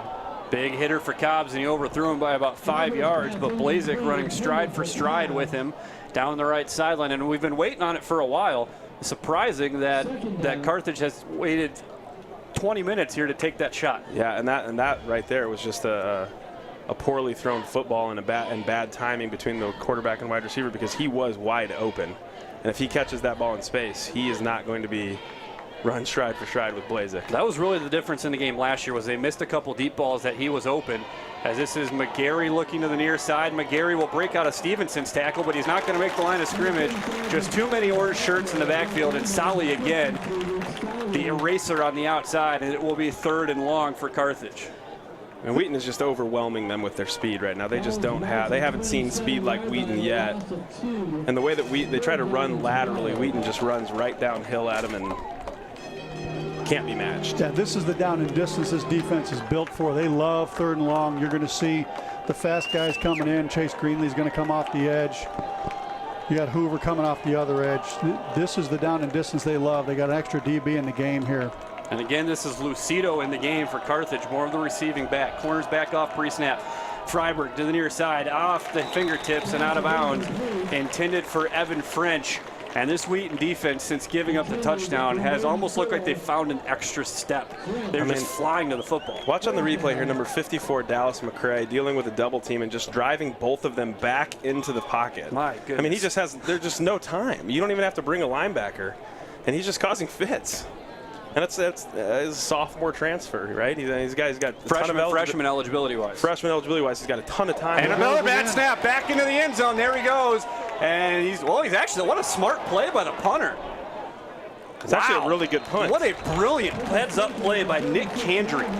And actually a great play by Nichols, the return man. He saw the punt. He ran up to field it because that ball's going to have a lot of roll. And he signaled fair catch to actually minimize the potential luck that Carthage would have on that. Great play by that punter. Smart play also by Nichols. Yeah, and because he's out, they can hit him. So that's why if you're looking for a roughing the punter call, it's because he's chasing the snap. He's now a runner. So that's why he's allowed to be hit. But Wheaton again, and this Carthage special teams has been not very good. I mean, they've been bad. They've had 2 bad. Punt team in particular has been atrocious.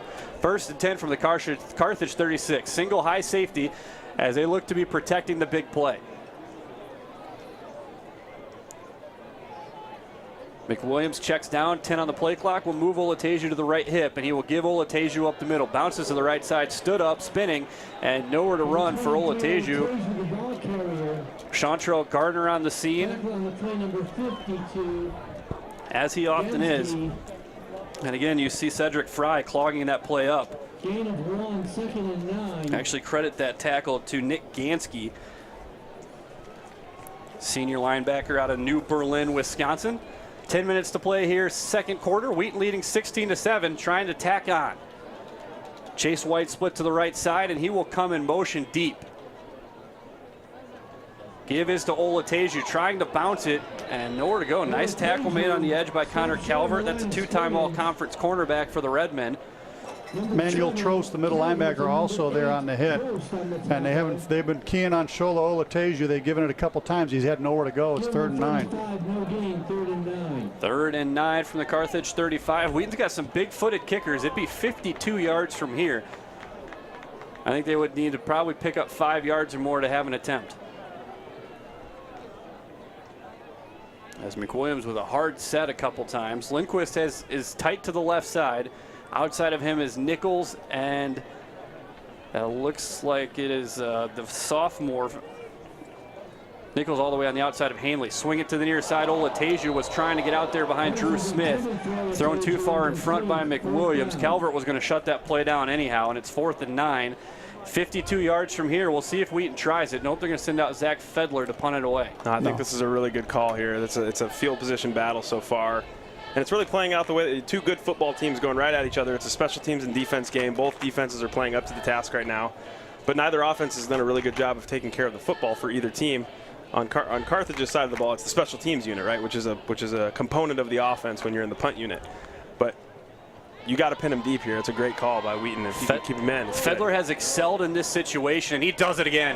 Zach Fedler with an excellent drop inside the 10. Adam Torini had it circled, and Carthage will start from their own 5. Fedler is a guy who has over 25 punts pinned inside the 20 in his career. He's an excellent positional punter. Well, that's why you punt the ball there, and Coach Swider's a field position guy. He knows that extra yardage you get in these games and special teams is critical. And the way his defense is playing, he wants to push this Carthage team back on the 5-yard line. Now, the thing you're going to see, I would be very surprised if you see anything but a couple of double teams on those tackles that they were running early in the game to see if they could push some guys. Yeah, but the thought is you've got 9 minutes, which is an eternity in a game of football. But the only success that Carthage has had so far is that between the tackles running. So that's a long drive to go 95 yards. It'll be Jamel Davis to start the drive. He will get the ball right up the middle, and he slow-foots it into the hole. Maybe got 2. Wiggins clogs things up. Dallas McCray was there. His helmet came off, so he's going to have to go to the sideline for a play. And they'll just bring in another D1 transfer with Noah Spielman, and now we've got... That's a pretty special thing to be able to say as a Division III football team, because they aren't the only 2. And to say it offhand like it's something that Wheaton can do in several positions, because across that front they can. Correct. I'm not sure why they signaled to stop the clock there unless they were signaling that Dallas had to come off the field. Wiggum rolls to the left side. They will set up the fullback right. That's Garrett Pinkel. And here comes motion from Stricker. Give up the middle to McGarry, and McGarry's going to bowl his way across the 15. Ball came out. Luke Solly's got the ball. I think they whistled forward progress. They did. They had him stood up, and Solly ripped it out. But the whistle already blew, and we'll see it here on the Realty Executives replay. Yeah, he's down. Yeah, that is forward progress. Stopped. Forward progress, and I think one of his knees was down, if not both, coming backwards. Be interesting to see what Carthage runs here. Last time they were in this situation in short yardage, they ran that quarterback run off of a play action look. I would venture to say, yeah, this is their shift. They're going to run it over the left side. Motion comes to the left side. That's Stricker. He'll be with Fox to the left of the line. Give up the middle on 3rd and 2, and it'll be very close. They needed the 21. He didn't cross the 20. He did not get it. He's going to be a whole yard shy. Now comes the adventure team again. Man. Boy, if you're Carthage, do you just risk it, think you can run for a yard? I mean, at this point, you don't have a guy who could snap it to your punter. So I think they're actually going for it here. 4th and 1 from their own 14, and I don't think they have any choice. Yeah, they're going to this. It's. Well, one of the options, if they have this in their playbook, then maybe they quick pick it. Maybe Freiberg just lines up in the shotgun and kicks it. But yeah, I mean, you don't have a punter, a snapper who can snap it to your punter. You got to go for it. Davis the lone back, 4th and 1 from the 14. Cobb's in motion, straight ahead. He's not going to get there. He's got a second effort, though. Wheaton chasing him to the sideline. He's going to be brought down short. Wow. Corey Kennedy came off the edge to hit him first, and then the team speed of the Thunder to chase him to the sideline, and then a flag comes in. This is going to be, I believe, a sideline infraction against the Thunder. Yeah, I think this is going to be a dead ball foul. Dead ball foul. So you're going to be, but you know, it's hard to take away the excitement from the sideline, but you have to hope that's dead ball. There's some guys gang tackling in the white tape. So 51's pointing the other way. That's Godlewski, who's pointing towards a first down for Carthage. I'll just say this. You watch the replay, regardless of the call, it's a bad decision if you're a defensive player to gang tackle a guy who has no chance of making it to the sticks. Correct. He's running out of bounds, and you got after the play. On the Wheaton bench, there'll be a 15-yard penalty. It's on the Wheaton bench, but they're giving him a first down. No, it's Wheaton's Yeah, ball. yeah, Wheaton's ball. I was going to Wheaton's say ball. Carthage heard That's first right. down and Yeah. thinks they're keeping the ball, but as soon as he said after the play, Yeah. that means it's a turnover right. on down. Yeah, Mark this it is off. Wheaton's ball. Yeah, this is where Carthage. The Carthage offensive line is still in the game. They think they have the ball. Yeah, Jesse's clearing it here before he sends his guys out. As soon as they say after the play, that means the drive is over, and you're backing it up 15. Yeah, there we go. Carthage offense is leaving the field. Now Yeah. they got it straight. Godlewski heard first down and was pointing, so he was selling his offensive mates there. But, boy, that's – Well, you're talking about if their coach is making a decision to go for it on their own 20, okay, on 4th and almost 2, okay, that is a game-changing type of a call. That means the rest of the game, they don't feel like they can punt the ball. Correct. That's They basically what have, they're saying. They have lost complete faith in that unit. Well, not in that completely. unit, in that snapper. In the snapper, The long right, snapper. right. That guy is probably out of it. I mean, he is out of a job. He is out of a job this week. the hard thing is you only travel with so many, so it's not like you're bringing your second long snapper a lot of times. So it's not like they would have the depth where at home they've got 120 guys in uniform. They only have 53 over there. 1st and 10, this is Peterson. He will run this thing up the middle, breaks through to the 25, inside of the 23. And the important thing to notice, too, Wheaton's a team that's been averaging almost 100 yards of penalties a game. That's the first flag that Wheaton's been called for. This has been a much cleaner game from the Thunder than what we've seen the first 2 weeks. To Doug's point, when the guy he's clearly not to the line of gain. And you want to talk about speed of the game and penalizing the speed of the game, but you have to have the presence of mind if you're a Wheaton defender to know that he has not received the line to reach the line of gain. You need to stop. You need to slow your body down and not make that penalty. This will be Peterson running behind his All-American center. Kriegel lowers his head, somersaults across the 20, and he will be about a yard shy of the first down. You got to keep running this because if you watch the lineup here, they got 7 blockers and they only got 6 defenders. So you're outnumbering them, and they're running the ball with Spencer Peterson. Yep. So you got to keep running this if you're Wheaton. Yeah, no doubt. Just keep going right at him. And now they're going to sneak in Tyler Pace. Watch this to the near side. Under center goes Peterson. That's a quarterback sneak. And Just for a cool 4 yards. That's easy money. Yeah. Once you're spreading them out like that, that's an easy money quarterback sneak. And they're going to come back with McWilliams and Olateju, even though I'm not sure why, when what you've got's been working so well. Well, Spencer's probably not used to running that many plays in this heat. Illinois Wesleyan has tied things at 13 midway through the second quarter over in Naperville. Trips left and a split right is White with McWilliams out of the shotgun.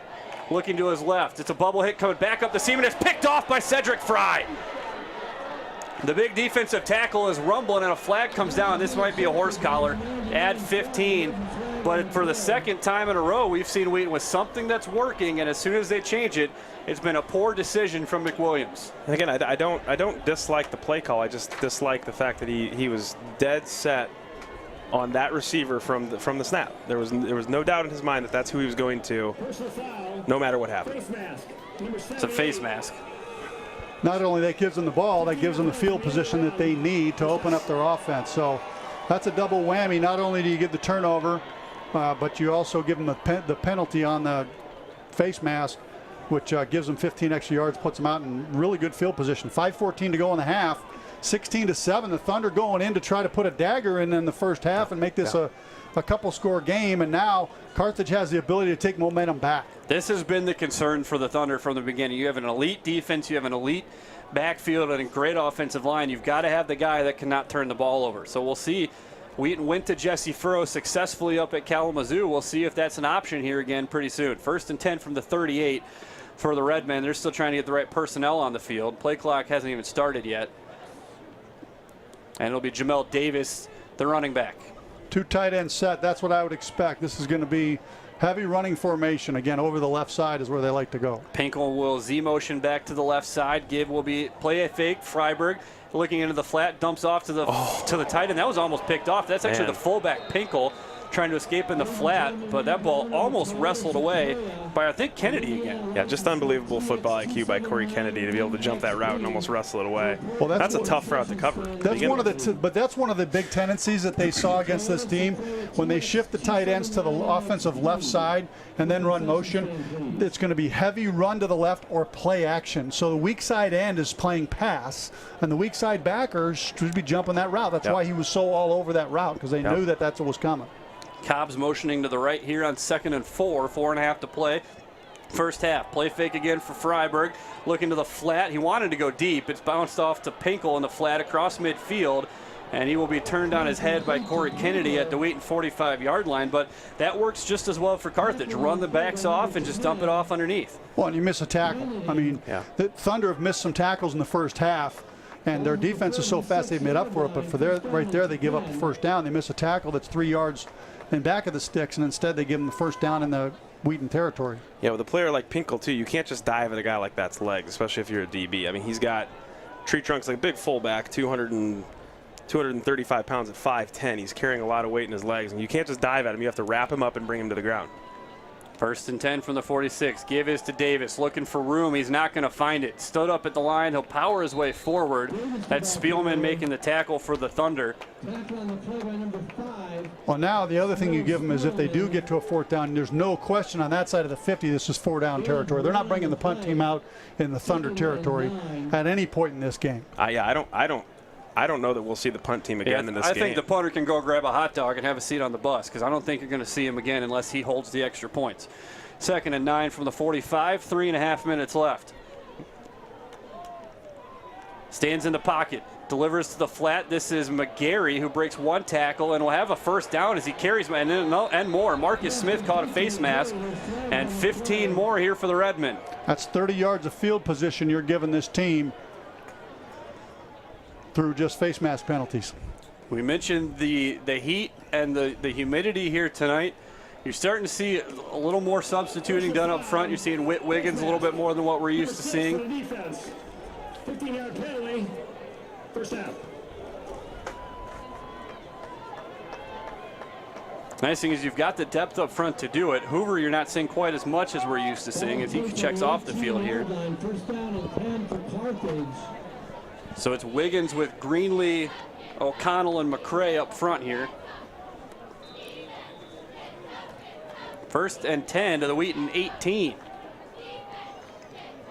Back is Freiberg. He's looking left. Pump fake. Looking for the corner. Incomplete. He had it.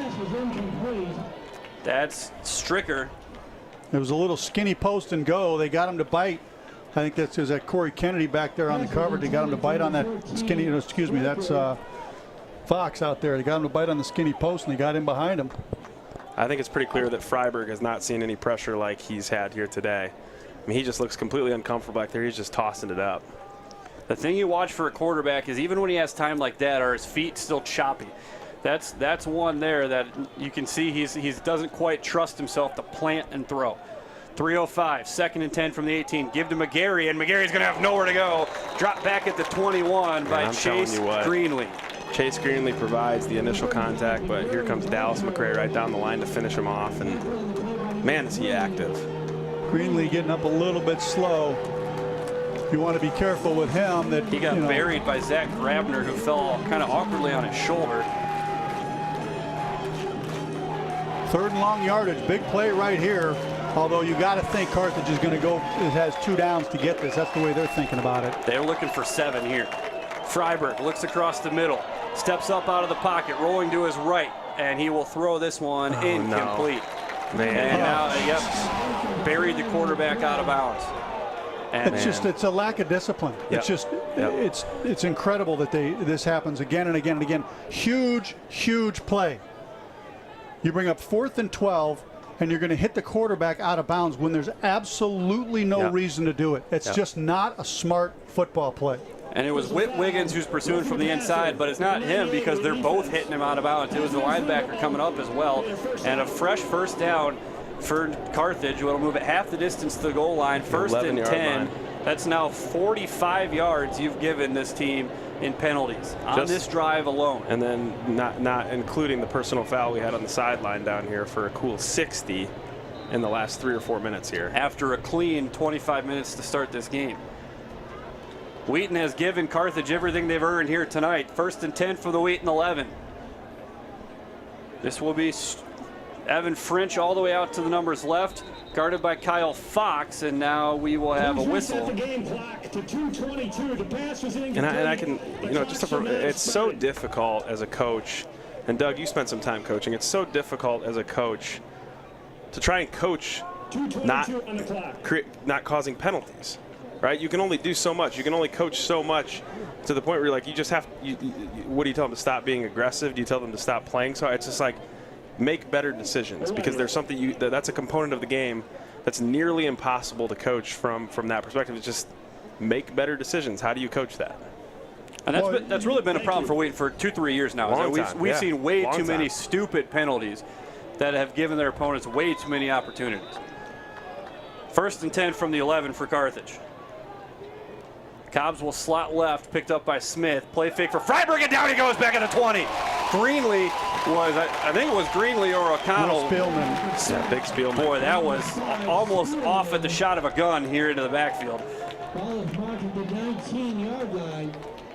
He just didn't get blocked. He got pushed into the backfield. Straight beat.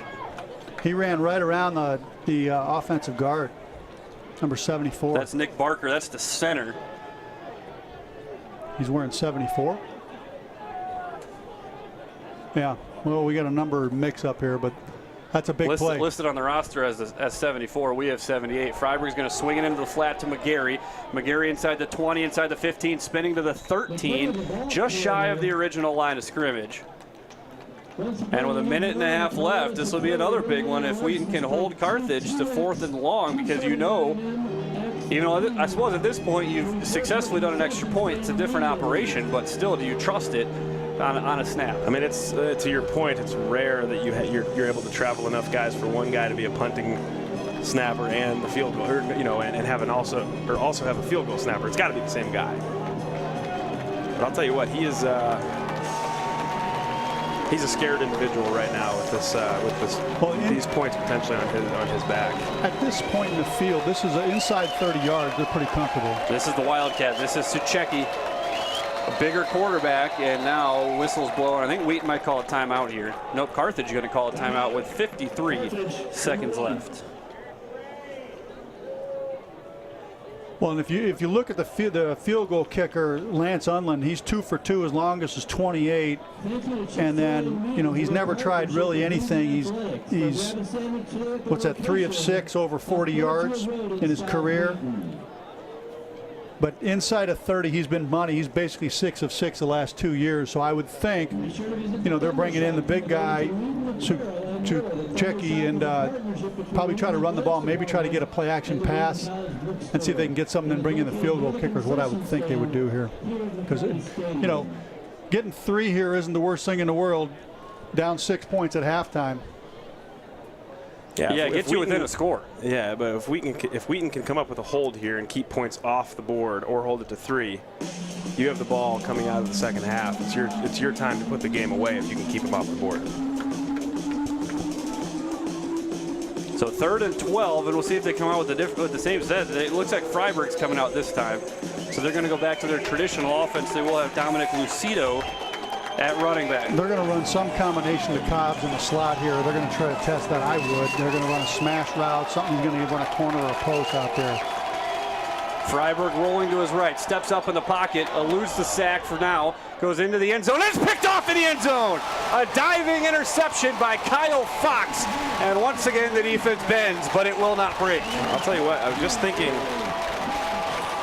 it doesn't appear that either team really just wants to take this game and take it over. I mean, it's a back and forth of giving the game to the other team. Well, we talked a lot about these quarterbacks in the pregame, and what I said is I thought the quarterback who played best was going to lead his team to victory, because that's going to be the key. But maybe what we should have said is the quarterback who makes the least amount of mistakes, because they're both made. That's a bad throw. You cannot run. Quarterbacking 101 is do not run to your right and throw the ball back to the middle of the field ever. You don't ever throw it back to the middle of the field across your body, because bad things happen. You can go back to wherever you want. Brett Favre did it in his game in the NFC Championship game against when he was with the Vikings and the Saints. The same thing happened. It happens at every level, everywhere you go. There isn't a quarterback coach in the country who would tell you that anything good happens when a quarterback does that. And when it does, it's very rare. So that's just a bad decision by Carthage, and it's too bad for them. They're going to come away with this with no points, but Wheaton's going to get out of this unscathed when what is a mistake fest in the first half. Sounds like Doug's take from the beginning of whoever plays the best quarterback tonight wins this game, and now it's whoever plays the worst is going to lose the game for his team. That's what it feels like. The inverse of that statement is apparently true. So Wheaton will take a knee and run this thing to the end of the half. It's a half that Wheaton really could have put this thing out of reach already. Just too many mistakes. Carthage also could have had this thing be level right now if they didn't make their fair share of mistakes. I mean, imagine this game right now if they hadn't snapped 2 balls over the punter's head. I mean, this would be completely different. Oh yeah, there's no question. That's 9 points on the off the board right there. For sure. I mean, Wheaton's only real touchdown was the Spencer Peterson shotgun wildcat down up the middle, up the gut for the touchdown. Yeah, I mean, it's been so both teams have a traditional pocket passing quarterback, and both of them are playing poorly enough right now to lose the game for their team.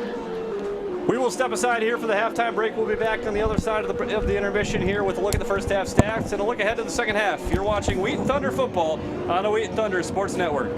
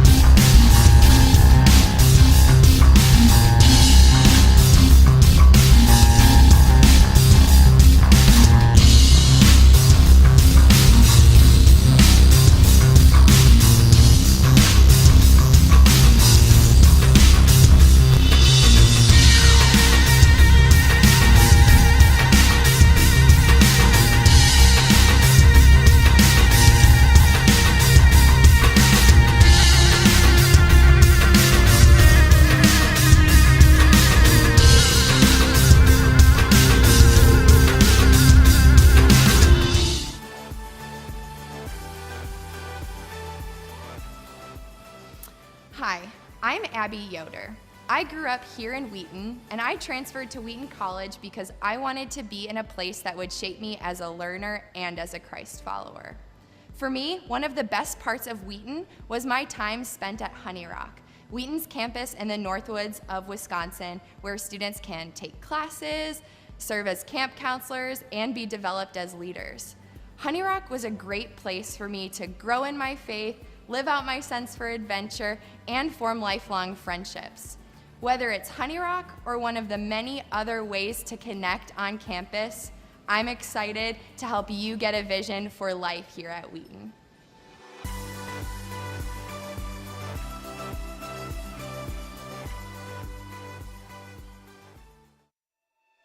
At the heart of the Wheaton College mission are Wheaton College students. The young men and women God has called to our campus for education, apprenticeship, and discipleship.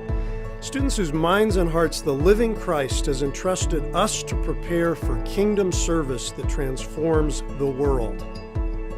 Whether they are called to the classroom or the boardroom, whether they serve impoverished communities in Africa or grace the concert halls of Europe, whether they preach from the pulpit or confess Christ in the coffee shop, Wheaton students are at the forefront of Christian leadership, growing families and building communities, using their knowledge and faith in service to the church and the world. Today's Wheaton students stand on the shoulders of many faithful servants who have gone before, a great cloud of witnesses whose testimonies challenge us all to give the love of Jesus Christ to a world with needs that will not wait. Now I invite you to join us in a comprehensive campaign to make every student's Wheaton education more remarkable, more relevant, and more reachable, not only today, but also for generations to come. When you join us in supporting Wheaton's From the Heart for the Kingdom capital campaign, you invest in a liberal arts education that is rare and precious. Together we will build on our commitment to academic excellence, grounded in the person and work of Jesus Christ, carried out in state-of-the-art facilities and encompassing the full spectrum of the arts and sciences. Together we will empower each student to articulate a clear, biblical, and personal understanding of vocation, providing the tools that kingdom servants need to fulfill their God-given callings. We will expand student access to diverse and deeply enriching learning opportunities on campus and beyond, preparing them to address the complexities of a globally connected world.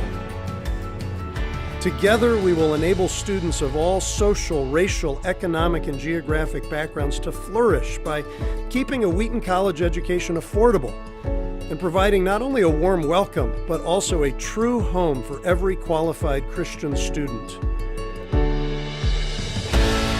Now, more than ever, Wheaton College depends on you, loyal alumni, parents, and friends, to support the capacious vision of learning for all of life that is at the heart of Christian liberal arts education.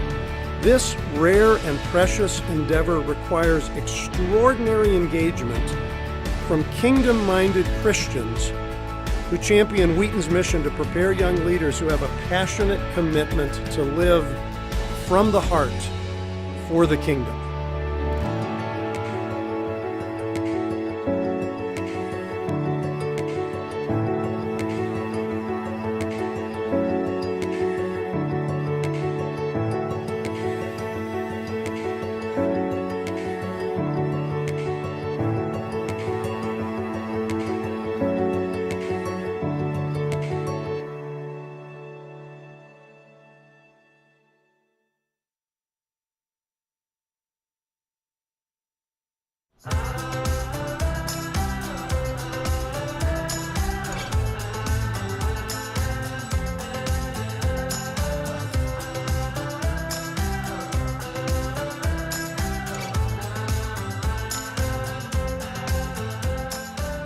We are back for our 65 reunion. Class of 1955. Class years 1965 and 1985. 85. Diane and I were roommates our sophomore year. I sang in the men's glee club my freshman year. I was in the first ROTC class that was commissioned in June 6th of 1955. It's very interesting just chatting with any classmate, how quickly you come up with a connection, either someone that you know, and then just to review memories. I think that's one of the fun things about being here now and that we didn't know back then. We were great classmates. We were in each other's wedding. Yeah, we were in each other's wedding. I waited 3 weeks after graduation to get married. How long? The next year. Yeah. I remember when I was in chapel, when Dr. Edmond had his detached retinas. He was the president, and he had bilateral detached retinas. And he had to have his both eyes covered for a month. So after being blinded for a month with these patches, he came, and it was one of the first days he had these patches off, and he preached on a verse in Isaiah. I think it's Isaiah 61, and it basically went, never doubt in the darkness what God has shown you in the light. And it was such a dramatic thing given what he had come from. And so that's one of the chapel memories, among others, you know. But that's one that I think about often. I look back, I'm sure you do, grateful for our time here. And grateful for the friends we've made and the contacts, and now to get their stories. It's always such an encouragement, isn't it? Yeah, for us, Wheaton is a big family, and we belong to it, and that's really special.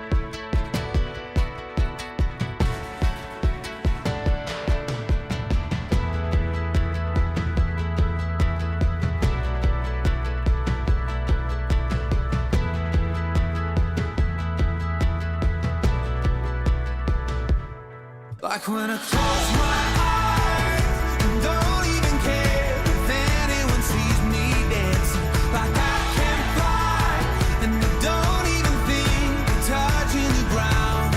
Like a heartbeat skip, like an open page, like a one-way trip on an aeroplane.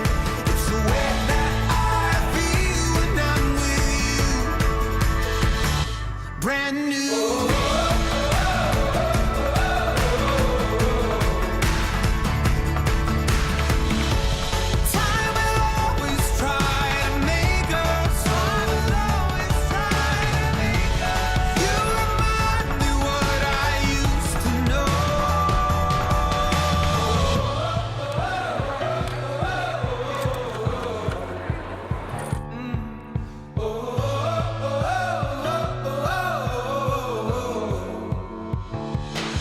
Like when I close my eyes and don't even care if anyone sees me dancing. Like I can fly and I don't even think of touching the ground. Like a heartbeat skip, like an open page, like a one-way trip on an aeroplane. It's the way that I feel when I'm with you. Brand new.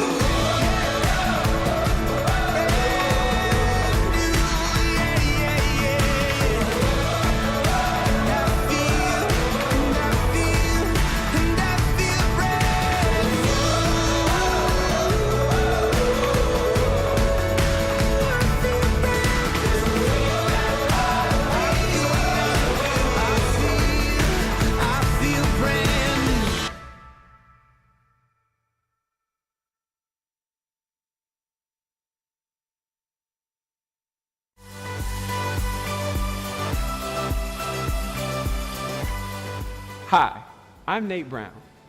College will be one of the most transformational experiences in your life. My education in the context of a Christian community helps shape the way I live and engage the world around me. I love that Wheaton relates Christian liberal arts to the needs of contemporary society. The classes are designed to combine faith and learning, giving you a biblical perspective that's accessible and applicable. Wheaton students are challenged to answer questions like, what does it mean to live as a Christian doctor, engineer, or business professional? Being in an environment with other students and faculty who are passionate about their faith and serious about their education will help you to know who you are in Christ and prepare you to go wherever He leads you. I look forward to helping you find your way to Wheaton. Talk to you soon.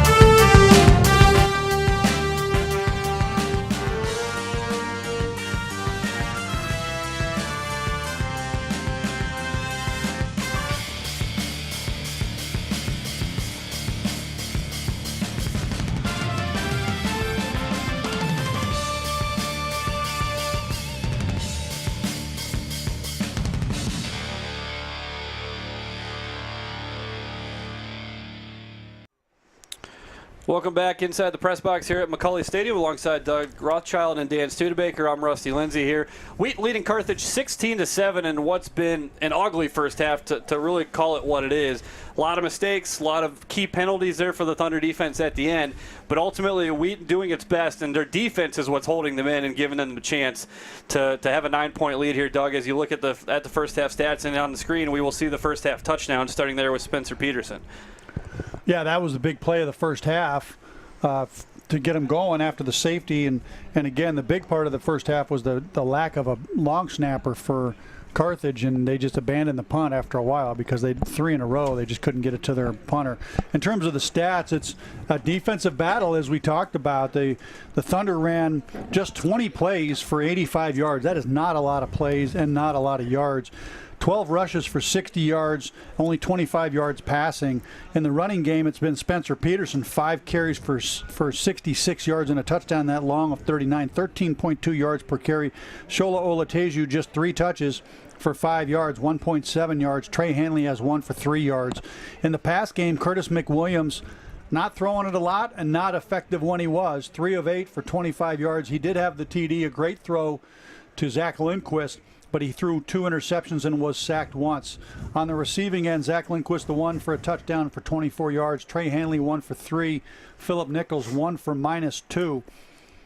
Tackles for the Thunder, Luke Sally leads the defense with 9 hits. Eric Stevenson with 6. Nick Blazek with 5. And Marcus Smith with 4. Carthage, 42 plays. That's over 2 times the number of plays that the Thunder ran, but just 74 yards. They had less yards on twice as many plays, which tells you how good these defenses are playing. They had 26 rushes for just 15 yards. And in the pass game, Kyle Freiberg was 9 of 16. Through the interception at the end was a huge play for just 59 yards. He's been sacked twice. In the run game, Jamel Davis has 9 carries for 45 yards and 5 yards per carry average. He does have 1 touchdown. In the receiving game, Lafayette McGarry, 2 for 18. Garrett Pinkel, 2 for 16. Biggest stat on this page to me, time of possession. Carthage, 42 plays, 20 and a half minutes. The Thunder, 20 plays for just 9 minutes of offense. That's got to change in the second half. Man. So Wheaton will get the ball first here in the second half, and this is going to be Stone Watson from his own 7. He will follow Nichols and company to the left side, spinning through 1 and gets just shy of the 25-yard line. Wheaton looked like he was almost trying to run a counter return there. They've been very effective in the kickoff return, and because they've housed the kickoff, they have an average starting coming into the night at the 42-yard line.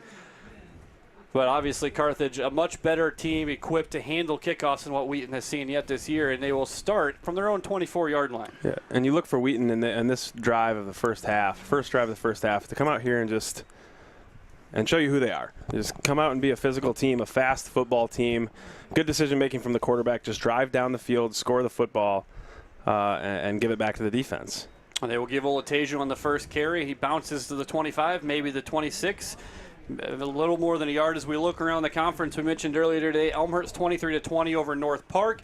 At halftime in Naperville, Illinois Wesleyan tied with North Central in the top 25 battle. That's 13-13, and Carroll leads Augustana 14-9 in Waukesha. In the third game tonight, that leaves Milliken with the bye week this week. 2nd and 8 for the 26 as they give Olateju 2 to start the second half. This will be Peterson pushing ahead to the 30, and boy, there's just no stopping his momentum.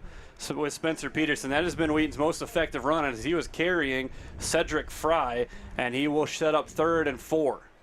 Yeah, I don't want to steal a prediction from Doug, so I'll give him all the credit for this, but I think you'll start to see Coach Jesse here open up the playbook to Spencer Peterson a little bit and not make him just a one-dimensional player on the offense. I wouldn't be surprised to see him take to the air here and throw Carthage off, because right now they think he's coming right downhill at him. Blitz coming here. Motion comes from Olateju. He will set up in the backfield. 3rd and 4 from the 30. They look like they're bringing pressure off the edge. They do.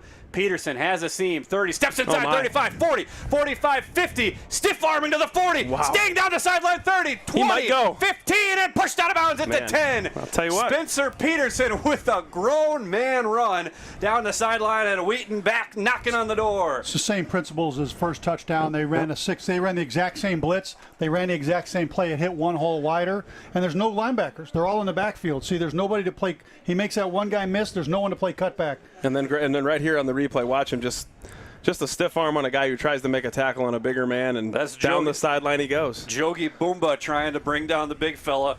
Couldn't do it, and that stiff arm netted him 30 extra yards there. And Peterson will stay in the game. He's going to send Nichols right, and now Hanley will join him. Tyler Pace will set up as the tight left. So double tights with Pace and Lindquist. Peterson all alone in the backfield. Pace will motion right. Peterson straight ahead, finding the hole. And again, it's not much, but he's still coming forward, so it'll be a yard or 2. Been the story of the game. I mean, that's been the offense for the Thunder has been Spencer Peterson. He's done a tremendous job. And I know they've got an expanded package with him off of this look. The kid can throw the ball for sure. He is a quarterback. He's not a running back or a tight end or anything else. He is actually a quarterback. He can throw the ball, and he can throw it well. 2nd and 9 from the Carthage 12. White left.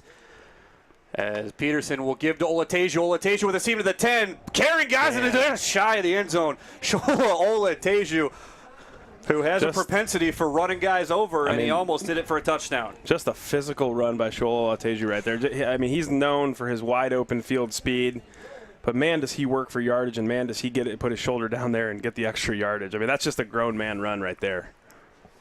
And Peterson going to quarterback sneak this thing. Is he in?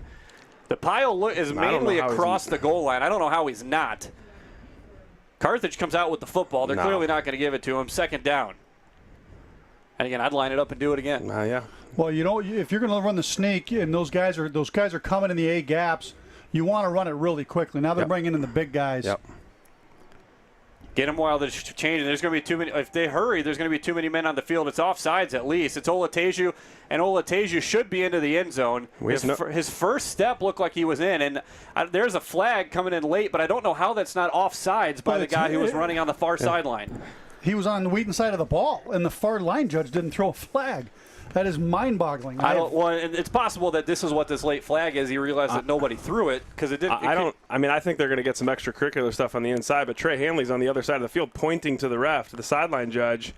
Like, how do you miss that? I can't imagine what this call is anything but offsides or too many men on the field, something.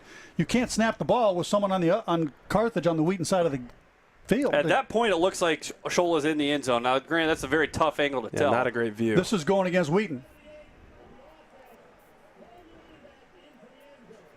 That's the most ridiculous call I've ever seen. And that's a 5-yard penalty. It may be a penalty on what they called. Correct. But to have not called the guy who was literally behind the Wheaton receivers when they snapped the ball. And he literally runs, he crosses the ref's face as he's coming onto the field. So to miss that call is just...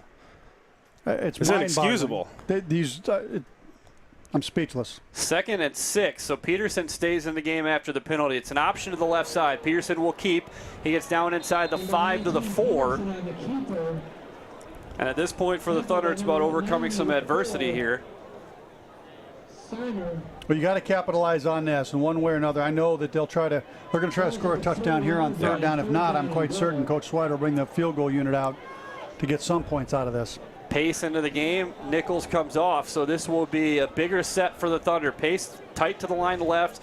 Lindquist tight to the line right. Do you look for maybe one of those quarterback sneak pop passes? You take one step in and quick release. It's dictated by the defense, and they've kept 2 high safeties virtually the entire game against this set. So this would be a running situation. 3rd and goal from the 4. They'll try the option to the right side. There it is. It's an option pass, and it's Chase White for a touchdown. There you go. And I'll tell you what. Just a fantastic play by the Wheaton offense. Great call by offensive coordinator Jesse Scott. But great call by Rusty. What are you talking about? Great call. I tell you, I think we must have a line into the booth because that's the 2nd time we've called the play. Dan, we're just TV. waiting for you to call yours. We each got ours out of the way here. Mine was on defense on the deep ball to Cobb. Just don't forget that, but Cobb's. But so, I mean, you think about that right now. I think with Spencer Peterson, the game that he's having against an elite defense like Carthage, you have to think that the quarterback controversy has begun again, and it's a competition. Well, you've again. got to see him throw the ball. That's the biggest thing. He's got to stand in the pocket and throw the ball. Yeah. But I mean, he's the offense so far. He's been the deciding factor in this game to so far. High snap put down by Sandy. Kinnair knocks it through. Sandy adds a fist pump, and it's 23-7 as Wheaton takes the opening possession of the house. The question is how much of the playbook does Spencer Peterson know besides the package he's coming in for? And if the answer is he knows most of it, which he's been running at quarterback all season, and certainly last season, then you go with him. You go with him the rest of this game. But and you think about it too, your identity. You pick your quarterback based off of the style of your offense. But if your identity is wrapped up in a guy like Spencer Peterson, your playbook changes a bit, right? You want to put the best player on the field, and if he's the guy that's moving the offense most efficiently, he's the guy you go with. Yeah. But again, I haven't made an offensive call today that's resulted in a touchdown, so I'm not quite there yet. So after this kickoff, we will check in with Nate Stein down on the sideline. But it's an encouraging start for the Thunder. They did what they do best. They got into playing power football. Yep. And it leads to a touchdown. Peterson now well over 100 yards rushing on the game. I mean, he is the offense so far. He's been, coming into the half, they had 85 yards of total offense, and 66 of them were him, and he had nearly that on one run, and should have had a touchdown on that penalty that they completely missed. This is a high kick taken by Cobbs. He's going to come up the numbers to the right side, cuts back at the 20, 25, but Sandy will bring him down, and he squirts forward to the 26. Jake Colleen got his helmet grabbed off here.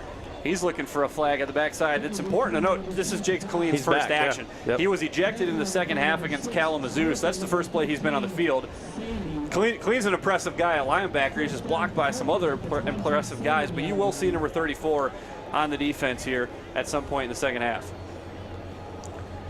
Well, now it's going to be a factor of, nobody wants to give up a big play. They're going to make, both teams are going to make the other team drive it, and the big plays have come when Carthage blitz. The 2 big runs by Spencer Peterson that have led to the 2 of the touchdowns that Thunder have gotten. The Thunder are also playing with 2 high safeties most of the time, except when they get in a situation like this with 2 tight ends, they come down. Although now they're backing off into 2 safety look. Well, sorry, we forgot about Nate. We'll check in after this play here on 1st and 10 from the 27. As Carthage will play fake with Freiberg. Deep in the pocket, steps up. They're going to take a shot, and he just missed his man. Cobbs stumbled coming out of the break, and with that, we'll send it down to Nate Stein. Nate, obviously a big jump to start the half. What's going on down there on the Thunder sideline? Well, Rusty, just like you said, it is a huge jump for the offense after a bit of a slow start in the first half, probably not putting up as many points as they would have liked to, marching down the field behind Spencer Peterson on the first drive. That's just huge for this offense that struggled a little bit. What's been the feel on the sideline? What have they been talking about with all the penalties that took place there late in the first half? Well, obviously, penalties are nothing that you ever want to have. So when they're talking about those, they're saying, hey, you know what? Just play smart football. You got to cut those out. We're going to win this game. Quick slant there on 2nd down, and it is knocked down, incomplete. Nate, one more time. That first half, the defense really carrying the water for this team. Has there been any frustration with the defense towards the offense after the defense has done the heavy lifting and the offense turns the ball over twice? No, I don't think that there's any of that, especially with how well the defense and offense have both played in the first 2 games of the season. Both know that now they're facing a pretty good opponent in Carthage, that everybody's going to struggle a little bit until they get going, and now it feels like both sides really are going on full speed. 3rd down here for the Redmen. Thank you, Nate. We'll check in again later on here as we go through the second half. Back to pass goes Freiberg. Looks to his right. Pressure from behind it. Down he goes. Back at the 24. That's Hoover and Greenlee on the half sack apiece. And what a positive it is for Wheaton to be able to bring so much pressure with just 4 guys. I say just 4 guys, but you're talking about 2 guys who are elite defensive tackles and 2 guys who can put pressure on the quarterback on every single play, defeating double teams on that play, both of them. Hoover's kind of the overlooked man on this defense, no doubt. So it was kind of great to see him in that North Central game of the playoffs. Oh, there's a good punt snap, and it's almost blocked, and Wheaton runs into the punter. No, they're going to say he flopped. So this will be Nichols. We'll get to the Hoover point in a minute, as Nichols will be a triple team and a drop. They're going to say the punter sold it. But in that North Central game, Hoover has 2 early sacks, and it just shows you he's your 4th guy, but he's a pretty good 4th guy. Well, he's a guy that's had to play out of, quote unquote, out of position because he's the last man out, or he's the odd man out in such a great defense. But you move that guy out to defensive end. He's great in the run game, and he puts pressure on the quarterback, and that's all you need from a guy in this defense. Wheaton takes over from their own 37. And it's no surprise, it's Peterson again. I think it's possible we've seen a changing of the guard here. Twins to the right, split left. Peterson will give to Olateju, and this, I think having Peterson on is going to open up the running lanes for Shoal Olateju here. Well, this is shades of going back a few years when Johnny Peltz took over against North Central. You'll remember in one of his first games after there was an injury to Bowers in the first year, when Johnny came in and was a tremendous threat running the ball, and the Wheaton offense, scored on virtually every possession in that game, and that's the one where they kicked a field goal at the end to win it. The Sam Cody walk-off to win the bell. 2nd and 8 from the 39. Peterson goes under center. 7-man front. And it is Handley and White split right and left. Olateju stretched to the left side behind a couple of linemen. It is patient, and he will get across the 40 to the 38-yard line. That's more than they have gotten, but again, the pursuit from Carthage is so impressive. Again, Emmett Trost, the middle linebacker, pursuing, and it will be 3rd and 6. Yeah, and Seantrell Garner just showing why he's the defensive player of the week in the CCIW. I mean, he's everywhere. He's all over the field. All over the field in the passing game, running downhill, making big stops in the run game. Just a super football player, and he's in on everything. And here we're going to see a test for Peterson. 3rd and 5. Peterson, play fake off Olateju. Sits in the pocket, scrambles forward, breaks out of one. Will not break out of the next wave. Carthage never gave him a chance to even get through his reads. And that will lead to a Thunder punt. Tackle on the play by number 9, Herman. And number 53, Eric. And on that play, number 99, Cedric Fry, slow to get up. Looks like he's got something wrong with his hip. And that's notable because he's the, as we mentioned, he's the guy that makes Carthage's defense go and keeps guys off of blockers. This is a physical football game. You got some offensive linemen that are all Americans and defensive linemen on both sides of the ball here. So Wheaton, yeah, they're going to flag Wheaton with too many guys. Colleen was on. I think this is the problem, is you set your special teams up knowing that Colleen was out for the first half, and all of a sudden he's in, and you're still going with the guys who thought they were starting. Now you've got to find Colleen, who's an excellent special teams guy. He's got to find the guy he's replacing, and it'll be Tarini there on the outside. Yeah, nobody told Tarini that Colleen was back in the second half. So Fedler will punt on 4th and 15. He waits for the snap on his own 20. Good snap back from Vargas. This is a nice punt. It is low. Going to be taken from the 31, bobbled momentarily. Dancing up the middle is Bazarek, and he will get to the 45. Just weaving through oncoming traffic, and a nice return. Second time today, Tommy Bazarek has had a nice return for the Redmen. Tackle on the play by number 81. Well, this will be some of the better field position that Carthage has started with, just short shy of midfield out at the 46. So we'll see if they can get something going here. Freiburg has not been very effective. Their best offense has been the one driver. They gained about 50 of their first half, 60-something yards, running the ball really over the left side. 1st and 10 from the 46. Carthage going to have to take advantage here if they want to have a chance to win this game. We're midway through the 3rd quarter. Freiburg swatted up in the air by Greenlee. It's going to be caught by, I think, the running back, McGarry. And that's going to end up being a loss of 5 yards as a result. It's a smart play to make sure it doesn't get picked, but you've got to swat it to the ground. Swat it down, yeah. Yeah, and to your point, Rusty, about this being, Carthage needing to take advantage here. You're starting to, the game is starting to slip away from you as we're halfway through the 3rd quarter here.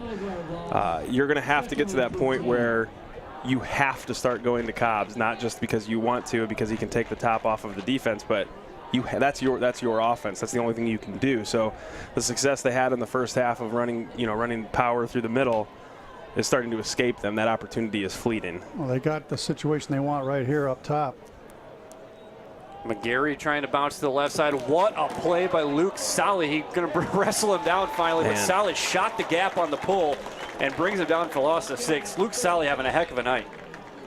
Yeah, and I mean, watch number 54, Dallas McCray, on this again. Double teamed, gets off, scoop, goes under the block, and is in on that play again. I mean, that kid is, he's everywhere. And Patrick O'Connell is wreaking havoc as well in there. Yeah. I mean, you got 4 tackles in there that are as good as anybody. Yep.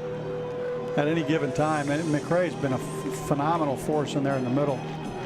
4 wides for Carthage, 2x2, 3 down linemen for the Thunder. They're just going to run middle screen with Cobbs. He's going to bounce back to the outside, and that's a play that's going to take a penalty from the Thunder defense to pick up a 1st down. But that's a take your medicine and play field position play for Carthage, and that'll bring on the very troubled punt unit with 4th and 13. So they can't take advantage of the field position. They go backwards 3 yards. I mean, if I'm Wheaton, on this play, I'm going after every single punt. I'm going for the block on every single one. Josh Whalen, number 44, is the long snapper. That's a boomer. That's an excellent kick, and Nichols is just going to watch that thing check up. Will it make the end zone? What a punt. That's just an excellent punt. Nick Candry, who saved their bacon earlier in the game by punting after the bad snap, with an excellent punt there. Covered by number 16, Kyle Kasul. And Wheaton will have a long field to go. I mean, it's the much maligned punt unit for Carthage in this game, but that's a redemptive punt right there from the 43-yard line, the opposite 43-yard line, to be able to pin you deep on your own 4-yard line. That's a monster swing of field position. That's a big swing, and McWilliams will be back under center here. Interesting move in a situation where you would think power ball to get you out of the shadow of your own end zone. Under center, Olateju out of his own end zone, takes this handoff straight ahead, weaves across the 5. And again, there's just been no room to run for Shola Olateju. And Carthage likes bringing 5 on the run game and run downs, and they bring them off the slot. This time they bring them off the weak side, and the line crashes hard away from the outside backer who blitzes, and the outside backer comes off the edge, and they're really trying to disrupt the run game in that situation. And into the game again is Spencer Peterson under center. It just makes too much sense in an area of the field where you really just need to play to get off your own goal line. 2nd and 8 from their own 6. Peterson going to roll to the left side, cuts up the middle, and we'll get to the 7. It'll be maybe a yard. Going to be 3rd and long, though. And now we're going to see. And his helmet came off, so McWilliams will have to re-enter the game. That takes the decision-making out of play here for the Thunder offensive coordinator, Jesse Scott. It's going to be interesting to see if you stuck with Spencer there, as they did on the last 3rd down, or if you go to Curtis. And from this deep on the field, I would expect Wheaton to still be pretty conservative with their play calling here. Well, they can run a full punt operation right here over the 5-yard line because the punter stands 15 yards deep, and right now from the 6 he can stand just inside the back line of the end zone and have a full free swing at it. So you want just positive yards here. Carthage going to bring it off the edge. McWilliams delivers, and it's caught by Chase White across the 20 to the 21-yard line. That's a nice ball for McWilliams, and White with an excellent job of going down to meet the football, and that'll move the chains. Just a slant pass, the same blitz that they've been bringing, the 6-1 blitz, where they bring the 2 outside backers with 1 linebacker in the middle. 6-1 meaning 6 guys coming in all those gaps, 1 linebacker, and they just throw a slant behind it. Again, when you blitz, you open up passing lanes, you open up running lanes, and you're either going to create a big play or give up a big play many times. Yeah, and especially on a blitz, especially that passing lane with a quick slant like that, and to be able to stand in the pocket and deliver that, that's the Curtis McWilliams we need to see. And Olateju tried to bounce that one to the near side. I think he just needed to take his medicine up the middle. 2 tight end look, and they're just trying to double team people and come between the tackles. A big physical offensive line against a big physical defensive line. That's smash mouth football right there. Really physical on both sides. They will stay with McWilliams here. 2nd and 10 from the 21. Olateju really struggling to get anything going tonight so far for the Thunder senior. 9 carries, 25 yards. He came in averaging 124 yards a game. Now that's a little skewed because he had 160 yards on just 8 carries against Benedictine. 2nd and 10 from the 21. We'll give up the middle to Olateju. There's a strong run, and that'll get across the 25 to the 27-yard line, and it will bring up 3rd and maybe 4 for the Thunder offense. But most importantly, it's keeping things on schedule. Yeah, and Shola is notorious for being a reps-based successful running back. He needs to get his carries to be successful. You know, his first 2 games against Benedictine and Kalamazoo are a bit of outliers because he's not going to tote the ball for 20 yards a game, but he seems to always have that 3-4, 2-3-4, and then 25-yard run. He breaks off the big ones when he gets a chance to get himself going. 3rd and 4, and this will be Peterson. Will move Lindquist left. Play fake. He's going to run right. Dancing, and it'll be very close. Still going. Spinning. Yeah, he's got it. 3rd, 4th effort for Spencer Peterson. And he'll be just shy of the 35, but he's a little slow to get up. Yeah, when you run the ball that much, you're going to take some hits against this kind of defense. So you just got to be careful how much you use that big horse. He might have gone helmet to helmet there in the hole.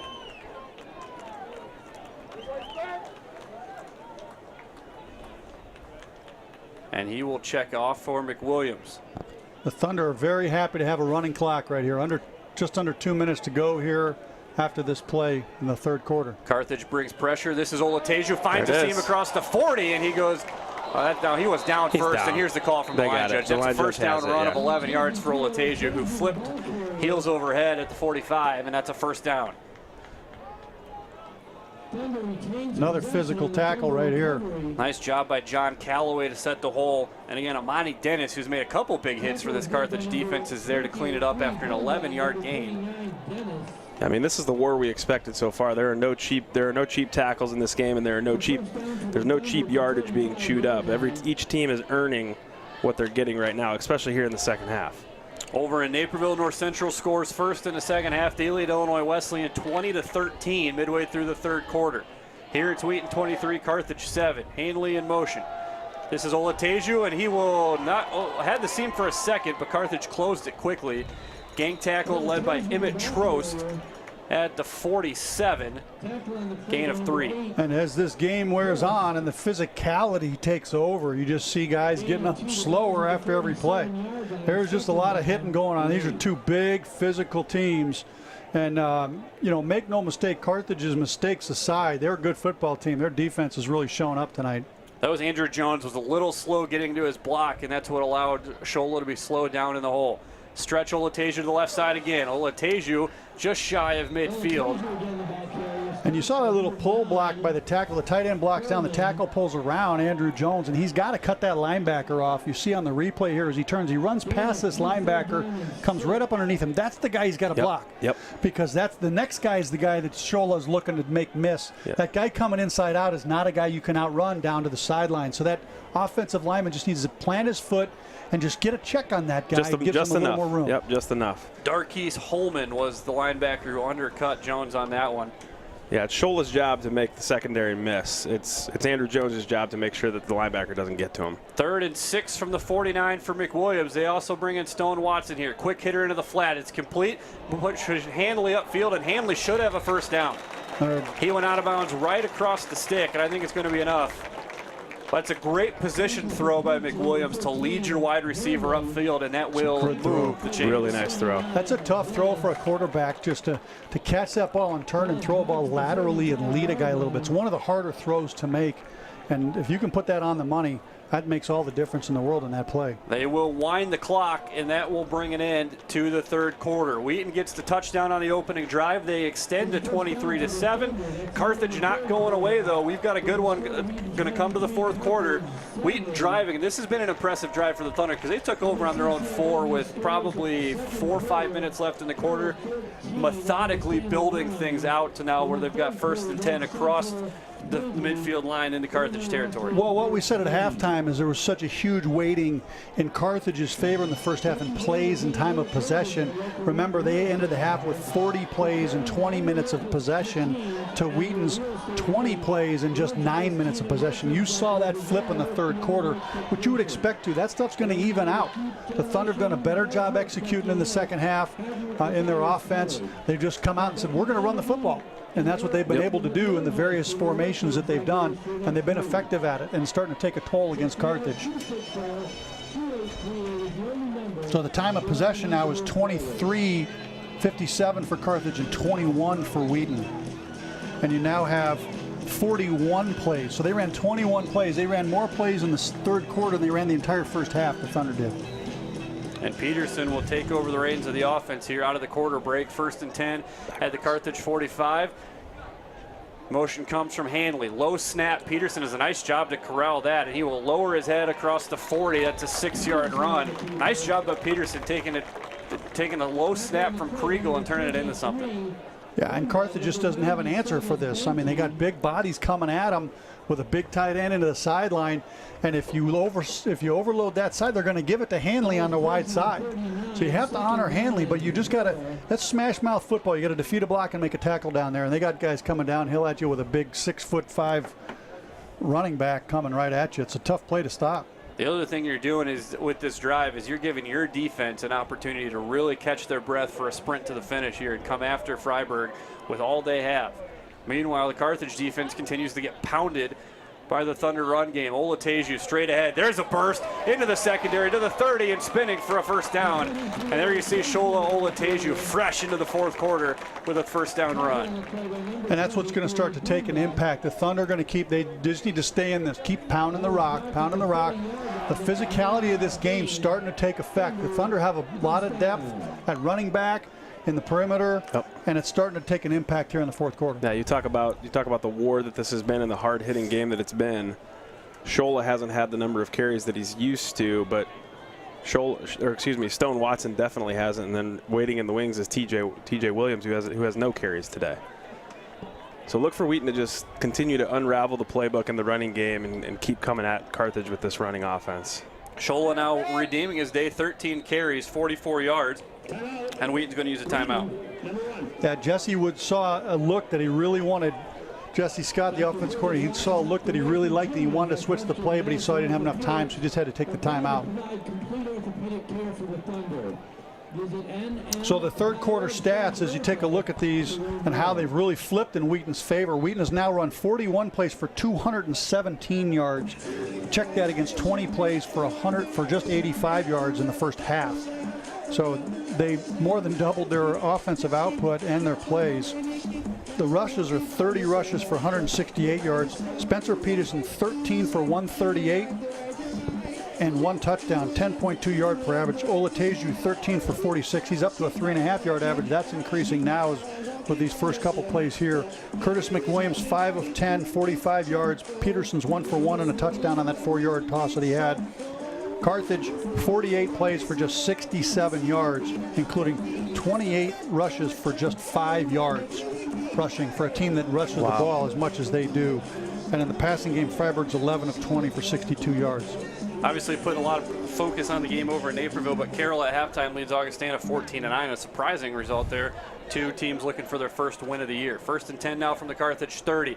Give is to Olateju. Waits for his hole to open up inside the 25, carrying Redmond. Going to be close to a first down if he doesn't have it. It'll be maybe a yard shy, but a very patient run there from Shola Olateju. And you're starting to see these big hawk mollies up front for the Thunder really taking this game over. Yeah, and don't be surprised here with Carthage seeing the game slip away. If it starts to get a little bit chippy in the trenches here, as we have Braden Parker there giving a little clap in the face of the defender who he completely dominated into the secondary there. Well, the Thunder are going predominantly with a 2 tight end set in this second half, and it's really starting to take a toll. It's big physical tight ends with Zach and the other 2 guys. I mean, to give you some context for those of you who watched last week's game at Kalamazoo, Zach Lindquist and Tyler Pace are the size of some of their offensive linemen. Olateju up the sideline, diving for the pylon. Did he make it? Just shy. But boy, Shola just was shot out of a cannon as soon as he turned the edge there. You see it takes him about 1 step to get up to speed there. He is explosive. Here you see it on the Realty Executives replay. Going behind Kyler Kriegel. Good edge block there by Drew Smith. A strong stiff arm, and then just 1 step and exploding down the sideline. And now Peterson checks into the game as Wheaton will try to power this thing in. This is the 18-wheeler offense. It's going to be tough to stop. Yep. Would be a fitting name for this package if they call it the big rig. This will be Peterson. Looked like he gave a play fake off Olateju. There he's into the end zone. Spencer Peterson bobbing and weaving and finally into the end zone. And Wheaton starting to get some breathing room now. 29-7 pending the extra point. Coming over to the truck stop to get refueled. I tell you what, that package is fun to watch. I mean, that is just in-your-face football. Well, it takes advantage of the strength of this Wheaton team, the offensive line, those 3 tight ends, and the physicality of Peterson, and also with Shola Olateju there. It's just such a tough package to defend. You have to come up, and, you know, Carthage is trying. Last year, they gave up some big plays by playing a lot of 1 high safety and playing man. They've tried to play 2 safeties and go toe-to-toe, and they did for the most part in the first half. The second half has taken a toll on them, and the Thunder are just taking over. They've gone 2 tight ends, and if you're going to play 2 tight ends and stay in a 2 high safety look, you have a hard time stopping the run against 2 tight ends. They got 7 guys to block, and if you include the running back, that's actually 8 guys to block because the quarterback's the running back. So you've got a mismatch there that if you're the defense, really the only way to stop that is to bring 1 safety down and to try to get 8 guys in the box, and Carthage really hasn't done that tonight. Yeah, and when you have guys like Zach Lindquist and Tyler Pace, the size that they are, a safety's not enough. So even if you have the guys that you need to create the matchup that you need, you still don't have the matchup that you want because those guys are so big. I mean, I mentioned it during Shola's run. Kalamazoo had a couple of offensive and defensive linemen that weren't even the size of the 2 tight ends that we bring in that big package. We'll check in on the sideline with Nate Stein after this kickoff here. This will be Griffin Bowes, who is, I mean, it's kind of been alternating kickers here on the kickoffs for the first couple weeks, and Bowes seeing his first action has been impressive with his hang time tonight. This one, another boomer, high, end over end kick. This will be Cobbs from the 7, running to the right, outside the hash. And Cobbs gets to the numbers, and he will be brought down, and still on his feet, to the 40. And finally, the kicker is going to push him out of bounds. That's Griffin Bowes. And with that, Nate, it feels like Wheaton's starting to feel the end zone or the finish line coming here as this offensive line takes this game over. What's the feeling down there on the sideline?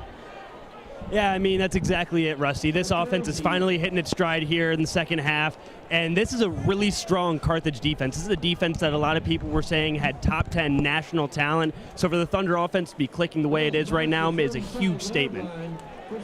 Thanks, Nate. We'll check in again later on here. As here you see the impressive replay by Cobbs on the Realty Executives replay. Just a tough guy to bring down. Sandy here thought he had him pinned and just didn't wrap him up. And then Bose stayed home and forced him out at the 45. Freiberg to the near side. They'll get the ball into the hands of Cobbs again. And a great play by Corey Kennedy to blow up the block and then grab the ankle. Corey Kennedy introducing himself to the Thunder fans in a big way tonight. Such a super athlete that he is. I mean, he gives you the ability to use, you know, the Wheaton's base defense is a nickel formation. Corey Kennedy is basically a safety who's able to play in the Sam linebacker position. Just such an unbelievable athlete to be able to cover the way that he does, but also provide help in the running game as he does as well. Freiberg looking to his right this time, has the quick slant, and it's wrapped up pretty quick by Marcus Smith. Going to be 3rd and 4. As that was Manny Jones thinking he could sell that he had not gone down.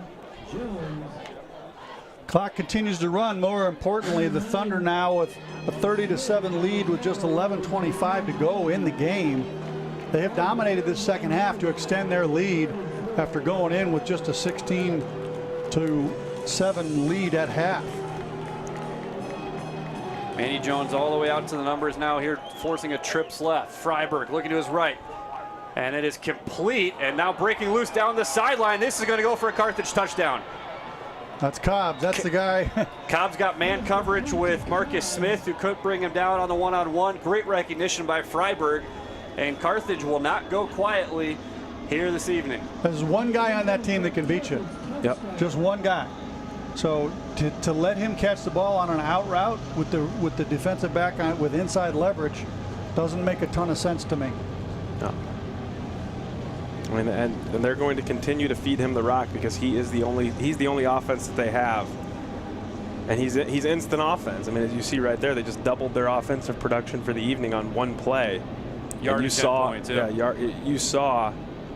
the breakaway speed that he has. I mean, as fast as Wheaton is, they don't have anybody who can compete with him in a one-on-one race. Cobbs, 6 foot, 200 pounds, out of Urbana, Illinois. Extra point attempt is good for Lance Unland. Great execution by Carthage. You know, Cobbs is a special player in this league and at this level. He is a game breaker, but he does a lot of the little things. You know, in that situation right there, you notice he lined himself up inside enough where he's going to get enough room to run and get to the sideline because he knew what the route was going to be. He ran his route the right way, and Freiberg delivered the ball to his credit. But you have a guy like Cobbs on your team, you know, you can't keep the lid on it forever. That Tucker's going to make some plays, and he just did right there.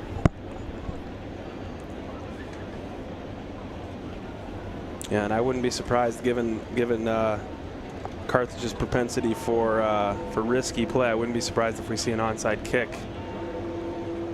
Trailing 30-14, realizes that they've only had one big play in this game, realizing it's slipping away, still down 2 scores. Augustana adds a field goal up in Waukesha, 14-12. And what a fall that's been for Augustana, and I got to tell you, I don't mind. I don't mind seeing it. See if we can put together a return here, set up some good field position, and let that hungry offensive line go back to work. Carthage with a quick strike offense, but that doesn't do anything to keep your defense fresh. This is Williams from the left side, coming back towards the numbers, had a seam and tripped up right as he broke through. We brought down to the 20, well, they'll mark it at the 28. Let's see what the Thunder do at quarterback here. See, Jesse Furrow's got his helmet on out there, but McWilliams also is in the middle of there, so looks like it's going to be McWilliams.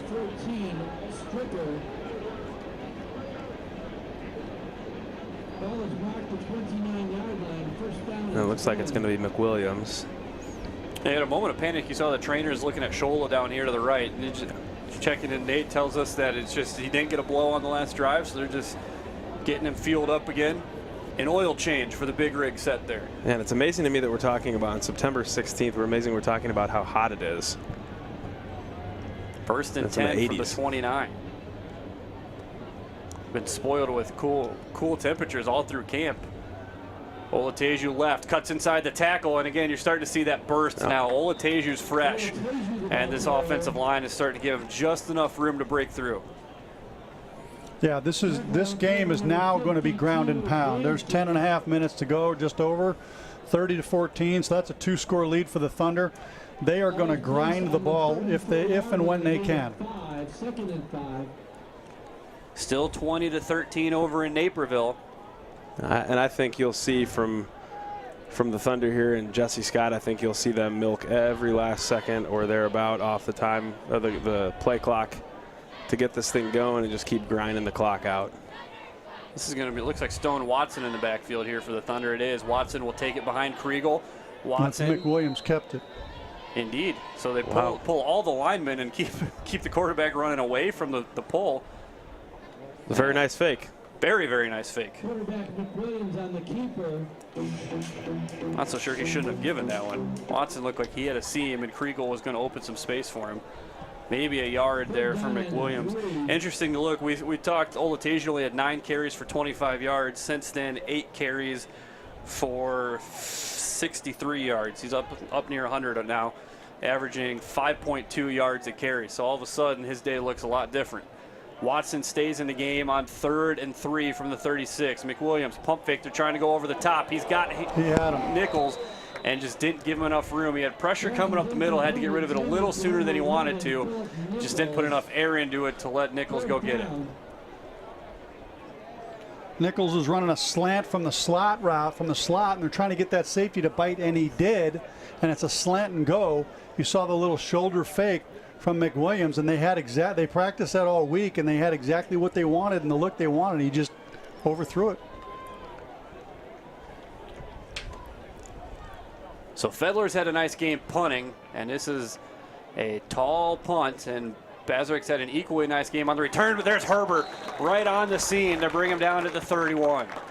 Nice coverage there from the Bullet, who came in after not playing the first half. A great play there to pin him deep. So work cut out for him. 9:25 to go, a 16-point Thunder lead, and Carthage, as long as you don't get the ball to big play Cobbs, is going to have their work cut out for them. Wheaton came in allowing just 1 yard per carry this season. Carthage with 5 yards rushing. Wheaton with 220 on the ground. Only 49 yards through the air. That's where Carthage has an advantage after that last touchdown, 117 yards through the air. The Redmen being held at just 2.3 yards per play. And there have been 51 of them, so the math gives you 122 total yards. Freiberg in the pocket, going to deliver into the flat for Cobbs. And again, this is going to be Carthage trying every trick they can to get the ball into the hands of number 2. Yeah, he's the only guy that provides instant offense. He's going to have the ball time and time again. You see guys bending over, stretching, rubbing calves. This is where on a night like tonight, first night game, you're starting to look at cramping issues and hydration levels and all that stuff is where this starts to come into play. And it could be big for a couple. If you get a key player out because he gets cramps, that could be a big deal here. Well, and we'll get to it later on. As now Cobbs is going to motion in the backfield behind a 7-man front. Play fake for Freiberg, rolling to his right. Hoover's going to force him to run it. And the umpire was right in the way, and Solly just tried to. I think the umpire gets credit for the tackle there. Yep. Solly figured, why not use him?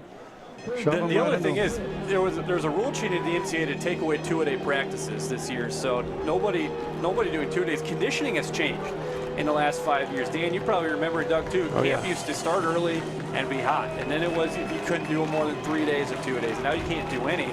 It's a very different conditioning prep for a season. And you're starting on a night like tonight, you can kind of see that play out.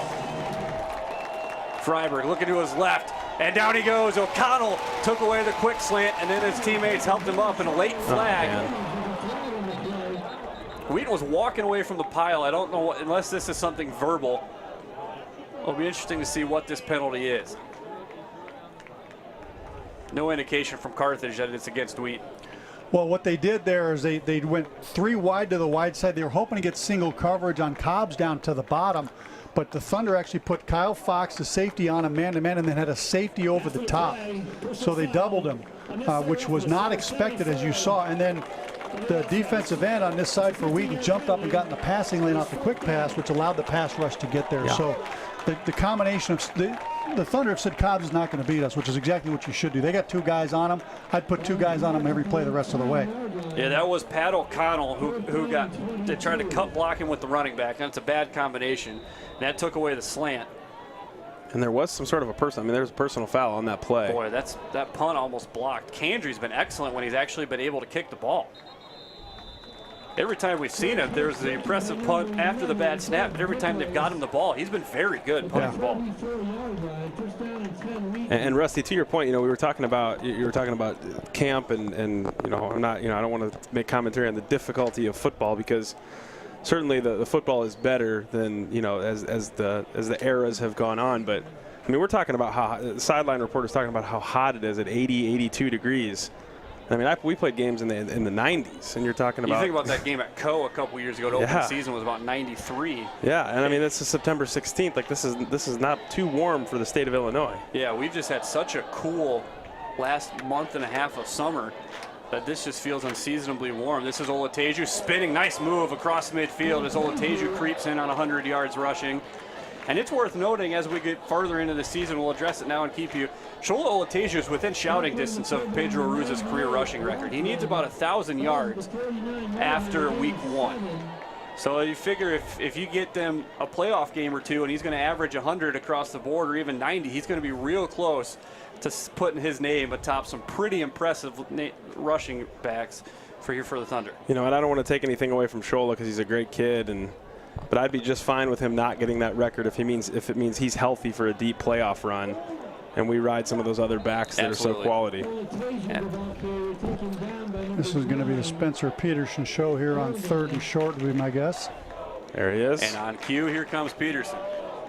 It's been a good night for the Nostradamus in the booth here, Doug Rothschild. 3rd and a yard coming up. Well, and again, that precious seconds continue to turn. That's not a very hard prediction to make, considering every 3rd and short or 4th and short they've had has been Spencer Peterson. And he has about 150 yards rushing himself, and they need 2. 6:34 here, and this will be Olateju. He needs 2 to get to 100, and he's going to be brought down by a horse collar, and that's going to be a first down. Yep, that was a pretty easy call. Nick Gansky got his hand around the back, and he immediately looked to the referee. I don't know. I don't know. It looked like he had jersey below the collar, but Looked like he had jersey below the collar, and then he brought his second hand into the chest pad. That did not look. And you're hearing the conversation here with the official. Almost looked like the line judge is trying to talk him out of it by the look on his face. I think the flag's gone back in the pocket. Nope, there it is. First collar tackle, number 52 of the defense. 15-yard penalty added to the end of the run. Automatic first down. That notwithstanding is a heck of a play. Here we'll see it on the Realty Executives replay. I don't think so. That's back of the shoulder pad. It's on the shoulder pad. I don't know if it's underneath.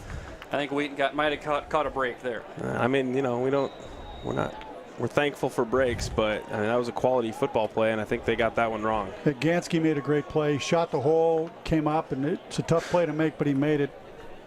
It's too bad. So Stone Watson will be the running back now on 1st and 10 from the 35. This is a pass. They're going to try to quick hit, and boy, well played. I don't know how Hanley caught that ball. That was well jumped by the corner, who is down after the play. I think that was Virgil Young who jumped that perfectly. He sure did. You can see the corner coming here, and that's the nickel corner. The ball's thrown a little bit late. You got to throw right as he makes that break before the corner can break on that ball. And that's a little bit what we talked about earlier. You've got to know where the break is to deliver that ball, and that is indeed Virgil Young, who continues to be down for the Redmen. I'll tell you what, I think you're going to have some sort of arm, shoulder, elbow injury here, because that was a very physical play by Trey Hanley to go up and get that. That ball was in his hands, and he ripped it out. He's limping and you saw off, his hand. So probably not right about that then. Unless he has a limp from the shoulder. Might have caught so physical. Might have rolled an ankle up in the tangle up. And when the body gets twisted around, you come down and land, he might have just turned his ankle a little bit. So hope he does okay. Into the third quarter in Naperville, North Central 20, Illinois Wesleyan 13. The Cardinals with 3rd and 4 from the Wesleyan 16. So the Redbirds trying to make that a 2-score game. But I tell you what, Illinois Wesleyan showing their strength here. I think they've obviously the win over Whitewater looked good at the time. Still looks good. It's a win over one of the Purple Powers. But I think this showing is going to tell you more about Illinois Wesleyan than I think that Whitewater win ultimately will. 2nd and 5 from the 30 as we get ready to restart play. And Brock Rudder was sacked, so I would assume North Central is going to come for a field goal attempt here to start the 4th quarter. Not sure what we're waiting on. I mean, I just don't think Wheaton's in any hurry to call a play right now. I mean, to get a playoff. Well, they were waiting to set the ball, and finally they do. Well, they're just letting the clock run now. Now they want the play clock under 10 here. They know what they're going to run. 5.5 left. McWilliams back out of the gun with 4 here. Stone Watson on his right hip. McWilliams pump fake again. Going to go up top looking for Torini. He's got him. Is he into the end zone? He's not. He's at the 1-yard line. That was a great throw and catch right there. That's again the slant and go. This time they're working on the widest guy, the corner. They ran that slant route, and because they've been so aggressive, as you saw Virgil Young break on that, I think that might have been his backup that came in, that they ran the slant and go on right away to try to take advantage of his aggressiveness. And that was a great job by Torini to get on top of the defensive back there, get enough separation and an even better ball to throw that where the cornerback's not going to have a chance at it. And you know what's really cool is what they coach him is when that DB gets, when the receiver gets past the DB, is you want to get literally on top of him so he has to run around you to get to you. This is Big Rig plus. Lindquist, Van Dyke, Spielman, McCray. There are no questions where that ball is going, and it's in the end zone. Touchdown, Thunder. Good luck trying to get behind that meat.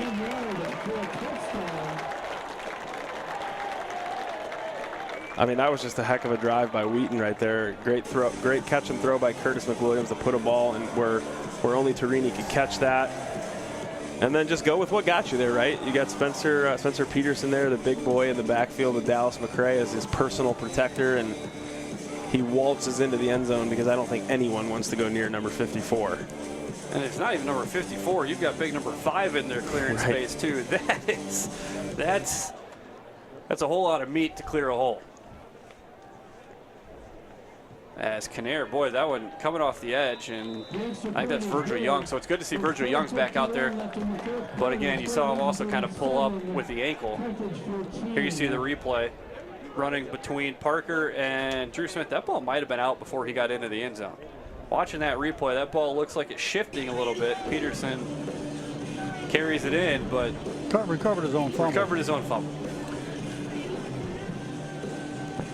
So 37-14 here with 4:51 as the North Central field goal is good. Also, Augie finally takes the lead against Carroll, 18-14, late in the third quarter.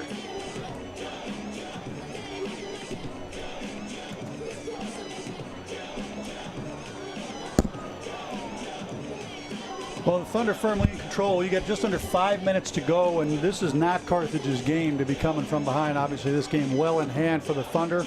Looks like it's going to be a real nice victory in their first home game against a really good Carthage football team. And the Thunder in the second half came out and really has played mistake-free football. And was the reason they've kind of blown this open. Not sure. They're going to keep this thing away from Cobbs. It'll be a fair catch taking it to 31 for Carthage. And we were chatting in the pregame, Doug. I wouldn't be surprised if this is a 9-1 or an 8-2 Carthage team. I mean, this is a quality football team that just got behind. And the tale of this game is just mistakes. I mean, if Carthage doesn't get behind as a result of their punt team, this is a very different game. So we'll see if Wheaton continues to stick with their ones.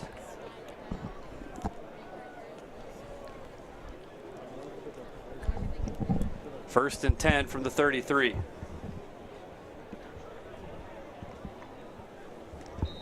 Wayne's going to stick with the ones for now.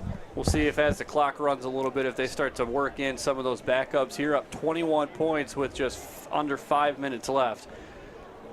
As Cobbs comes in motion left again, expect Carthage to do whatever they can to get Cobbs the ball. As Fox is going to mark him now. He comes in jet motion, hand off to Cobbs. Cobbs will turn the corner, and he's not going to have anywhere to go.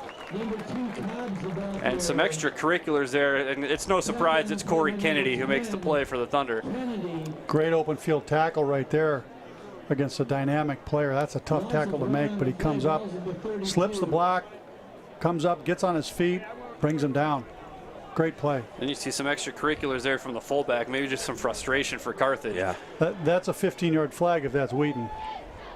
Looking for the slant. Freiberg going to step up, and down he goes. He gets past the line of scrimmage, so he'll get a yard rushing there. It'll be 3rd and 10. But again, this is just where this defense excels. Well, and there just isn't anything in Carthage's repertoire that can compete with Wheaton's defense and what they want to do right now. Freiberg back. They're trying to set up the screen. The offense read it perfectly. But you saw the defensive line took 2 steps upfield and then locked onto the lead blockers, and then they also blew up the running back. And it'll be 4th and 10. And if you're Carthage, I think you've got to plant your flag here and call this your last stand, and they will. And believe it or not, this is the 4th quarter, and it's not the first time that they've gone for it on. Not even the worst field position they've gone for. Not by a long shot. And interesting, they check in a tight end. Azu Wiggum will be tight to the right side of the line here. 4th and 11 from the 32. Freiberg going to be brought down to the backfield. That's Austin Hoover. Boy, this defensive line has just been impressive. Just impressive against an offensive line for Carthage that is also a very talented front 5. I mean, it just speaks to the athleticism of Wheaton's front 4. And really, it's more like their front 7 because they can rotate 7 guys in and out of the game, and all of them have had a bit of success tonight.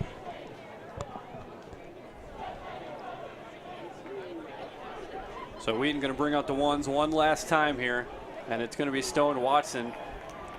It was Olateju, but he's going to be replaced. And again, I think Sholo's looking for another 100-yard game, but I think this is the right call. You've got a long season. You've got very capable backups here in Stone Watson and TJ Williams, who hasn't even touched the ball tonight. It's okay to give your workhorse a break. 1st and 10 from the Carthage 28 as McWilliams will drop under center with a 6-man line.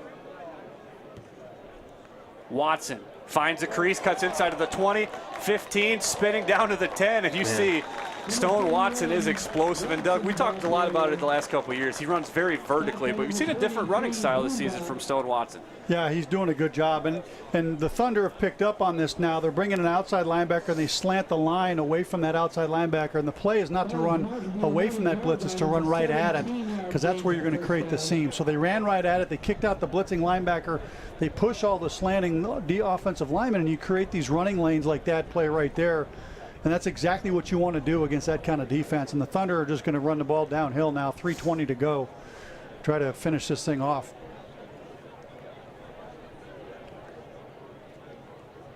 Watson alone back as the play clock's down to 1. McWilliams will hand to Watson, looking for a cutback lane, spinning to the 10.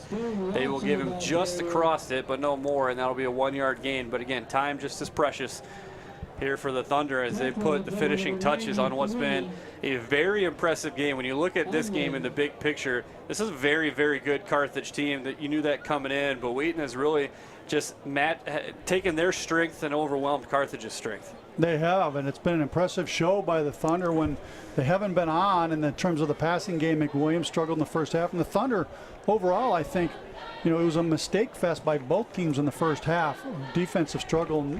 To Wheaton's credit, they came out in the second half and just took over this game. They've dominated from start to finish, really, in the second half. This will be Watson again, has a seam to the 5, lunging for the end zone. I think the ball came out. Nope, the far side line judge said that his knee was down first, so this will be a 1st and goal. We've come this far, and we haven't mentioned another big game here this afternoon. Earlier this afternoon, Mary Hardin Baylor and Linfield rematching, and that was a pretty impressive win for Mary Hardin Baylor, 24-3, the defending national champs. Two teams really trying to replace a lot of talent from last year, but the Crusaders showing that they could be very, very good, very solid bet to repeat. Yeah, that game at Linfield, very impressive win for Mary Hardin Baylor. There was a fumble, but recovered by Wheaton. Oh, they did say it was a fumble, and recovered by Wheaton. Elsewhere, number 9, John Carroll holding off Baldwin Wallace. That's been a series lately that's been very surprisingly close games, as Baldwin Wallace only loses that game 24-21. UW Platteville struggled, but finally defeated Hampden-Sydney 38-29. That's a long haul down there for the Pioneers. First and goal from the 1. This is Watson. 2 hands on the football. He's not going to get there, but the clock rolls inside of 2 minutes. Just short of the line of scrimmage. Yeah, and you take away one play from Carthage in the second half, and you're looking at an effort by Wheaton's defense where they hold Carthage under 100 yards of total offense, and they're about, I think they're still at 5 yards rushing on the day. So what a completely dominant effort by Wheaton's defense, and great job by Wheaton's offense to respond in the second half and put 21 points on the board and win in a convincing manner. And Mike, they've done clock math. They're going to go to victory formation here. Classy move by Mike Swider's crew. They realize they don't need to put this one in the end zone. It's pretty. It's convincing, no matter what. You don't it's need convincing. What the hard thing is, when you get to the top of the rankings, it's almost like you feel the need to get those style points, to get those extra touchdowns and make the scoreboard look as good as possible to the viewer or to the voters.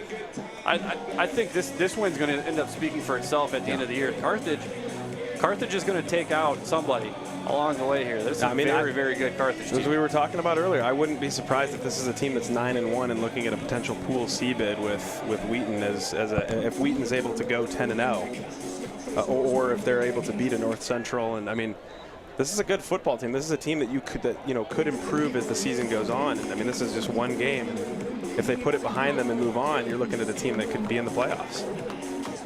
Yeah, it's a big win for the Thunder, and they beat Carthage at their own game. It's going to take a team to beat Carthage. Carthage gave up no points in either game coming into this game, and Wheaton put 37 on them, and arguably could have certainly had more. Really running the ball right at them. Yep. It took them a series to get to, but they did a great job in terms of controlling the ball. Certainly coming out of the second half, scoring only 16 points in the first half, and then coming out and scoring an additional 21 in the second half, just taking control on the ground against a Carthage team that prides itself against stopping the run. You're not going to see many ground performances against this Carthage team like the one that Wheaton put on them tonight. The only reason they're able to do it is because they're bigger, physical, and just have the athletes on offense. As we wait for Nate Stein to find one of the coordinators there. And again, it was a game where through a half there was some frustration because Wheaton easily could have put that thing to bed in the first half. You talk about 2 turnovers that really gave Carthage a shot, and they ended up giving them their touchdown, as Nate looks like he's going to have our first post-game guest here, and we're going to get a chance to talk to the first-year defensive coordinator for the Thunder, J.J. Clark. Nate, we'll send it down to you. Thanks, Rusty. I'm down here with Coach J.J. Clark. Coach, great showing against a really strong Carthage team. A lot of people had this defense ranked in the top 10 in the nation. You guys just went out there and put up 37 points on them. What can you say about that? Total team win. Being on the defensive side of the ball, I can't thank those offensive coaches enough. It felt like we only ran about 15 plays that second half. So their ability to run the football and keep our guys off the field and rested was absolutely huge in that second half. But so proud of the way our guys competed. Hats off to them. They're one of the toughest, most physical smash mouth teams we're going to see. So to come in here and really test ourselves against a team like that, great opportunity. But again, hats off to them on both sides of the ball. Yeah, and then obviously defensively, you guys only gave up 14 points. Really had to pick up the offense in the first half. Going into the half, only up 16-7 before the offense got clicking in the second half. What did it mean for you guys to be able to come out and make a statement like that and really keep the team in this game? We talk to our kids about playing courageous football. Obviously we get a turnover down there in the red zone. Just some turnovers in the first half, and it's a team thing. We've got to come out and do that. So we're never going to be the victim wherever the ball is. We're going to line up and play. In terms of being able to come out and pick those guys up, we knew that our ability to run the football and do it over the course of four quarters was going to have a chance to wear them down. And I thought it did. In the end. All right, Coach, thank you so much for your time. Good luck next week against Elmhurst. Appreciate it. Thanks. Back to you guys. Thanks, Nate. Again, that was Nate with first-year defensive coordinator J.J. Clark, who has this team running has his group running like a well-oiled machine. And Doug, you've got the final statistics there. What do we have? Well, a big flip in the stats. If you remember at halftime, the Thunder just really dominating the stats in the second half of this game. They finished 61 plays, only ran 20 in the first half. They ran 41 in the second half. 334 total yards, including 251 on the ground. 47 rushes, 251 yards. Spencer Peterson, the big game, 16 carries, 141 yards, 3 touchdowns. He had the long 57-yard run, and then he had the long touchdown run in the first half. Shola Olateju came on strong in the second half, ends up with 20 carries, 98 yards, just shy of 100, 4.8 yards per carry. Stone Watson in the end got 5 carries for 20 yards, 4 yards per carry. In the passing game, not a lot of passes, just 14 passes on 47 rushes. That's what got him here and carried the day. Curtis McWilliams, 7 of 13, 79 yards and a touchdown. He was sacked once. Spencer Peterson, 1 of 1 for the touchdown that he threw. In the receiving game, Trey Hanley had 3 for 14. Chase White, 2 for 18. Adam Tarini, the 1 for 29 yards. And then Zach Lindquist, 1 for 24 and the touchdown. On the defensive side, Luke Solly led all hitters with 10 hits, including a sack. Chase Greenlee had 1.5 sacks and 7 total tackles. Eric Stevenson with 7 tackles, 1 tackle for loss. For the Redmen, they finished with 58 plays. Remember, they had 42 plays at halftime, so They ran just 16 plays on offense in the second half for 120 yards. Freiberg was 15 of 25, 117 yards and a touchdown. That was the 49-yarder to Cobbs late in the game there. And in the running game, Jamel Davis, 9 for 45. They really did not go to Jamel Davis very often. In fact, that's what he had at halftime. He did not carry the ball in the second half, which is a little bit mind-boggling in a game like that. Lafayette McGarry, 9 for 21, just 0.8 yards per carry. Freiberg, we mentioned, had the 1 interception also. James Cobbs, 4 for 58 in the receiving game. Lafayette McGarry had 3 for 13. Garrett Pinkel, 2 for 16. Javon Stricker, 2 for 9. And then the defensive side, Bamba had 8 hits. Trost had 8. Amani Dennis, 6. And Nick Gansky with the 5. The big stat that we see here that was a big change was Wheaton's ability to run the ball in that second half. In particular, they changed time of possession. They had only had it for less than 10 minutes, about 9.5 minutes in the first half. They finished with over 32 minutes. So they had the ball in the second half for about 23 minutes to just about 7 for Carthage. So big change of possession, controlling the ball, controlling the clock in the second half. And Wheaton's ability to run the ball and control it in the second half was the key to that game. As we see Coach Swider finishing up with his team there in the team huddle. North Central has added to their lead in Naperville, 26-13. They've now doubled up the 16th ranked Titans. Illinois Wesleyan will be here in 2 weeks for homecoming. That's going to be a heck of a homecoming contest for the Thunder. Next week we'll be on the road against Elmhurst, who picked up their first win of the season with a late comeback against North Park. That'll be a 1 o'clock kickoff next week from Langhorst Field. But I think this one's also going to be one for. I think there were some people waiting to see what would happen when Wheaton needed to play somebody. It's easy to put up 50 points when you're playing Kalamazoo and Benedictine, but it's different when you're playing Carthage. And here you have an offense that puts 37 on the board, that leaves some points out there with some turnovers in short fields, and really when you look at the big picture of this game, this win's going to look a lot more impressive than I think just 37-14. Yeah, and when you're talking about. The story of this game was mistakes early by Carthage, and Wheaton was able to capitalize on those mistakes. And then when Wheaton had the mistakes on their end, the defense was able to capitalize and not allow Carthage to score. I mean, you're talking about, it's been the same story for a while here, at Wheaton, where the defense is elite, the offense is exceptional, and now you have what appears to be an elite offense paired with the elite of the elite D.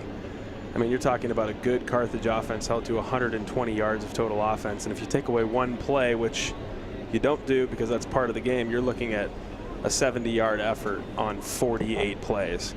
Excuse me, 58 plays. So, I mean, Wheaton's not going to let people score on them very often. It's up to the offense to just continue to roll and put points on the board. And they showed today that against what appears to be a top 10 defense in the country, you got 37 points. I mean, you got to feel pretty good about that. That's a convincing win, and that shows the nation that Wheaton's here to stay. Well, not just 37 points, but 251 yards rushing against a team that's going to be one of the top rushing defenses in the country. So that's a testament to what Wheaton's going to be able to do, I believe.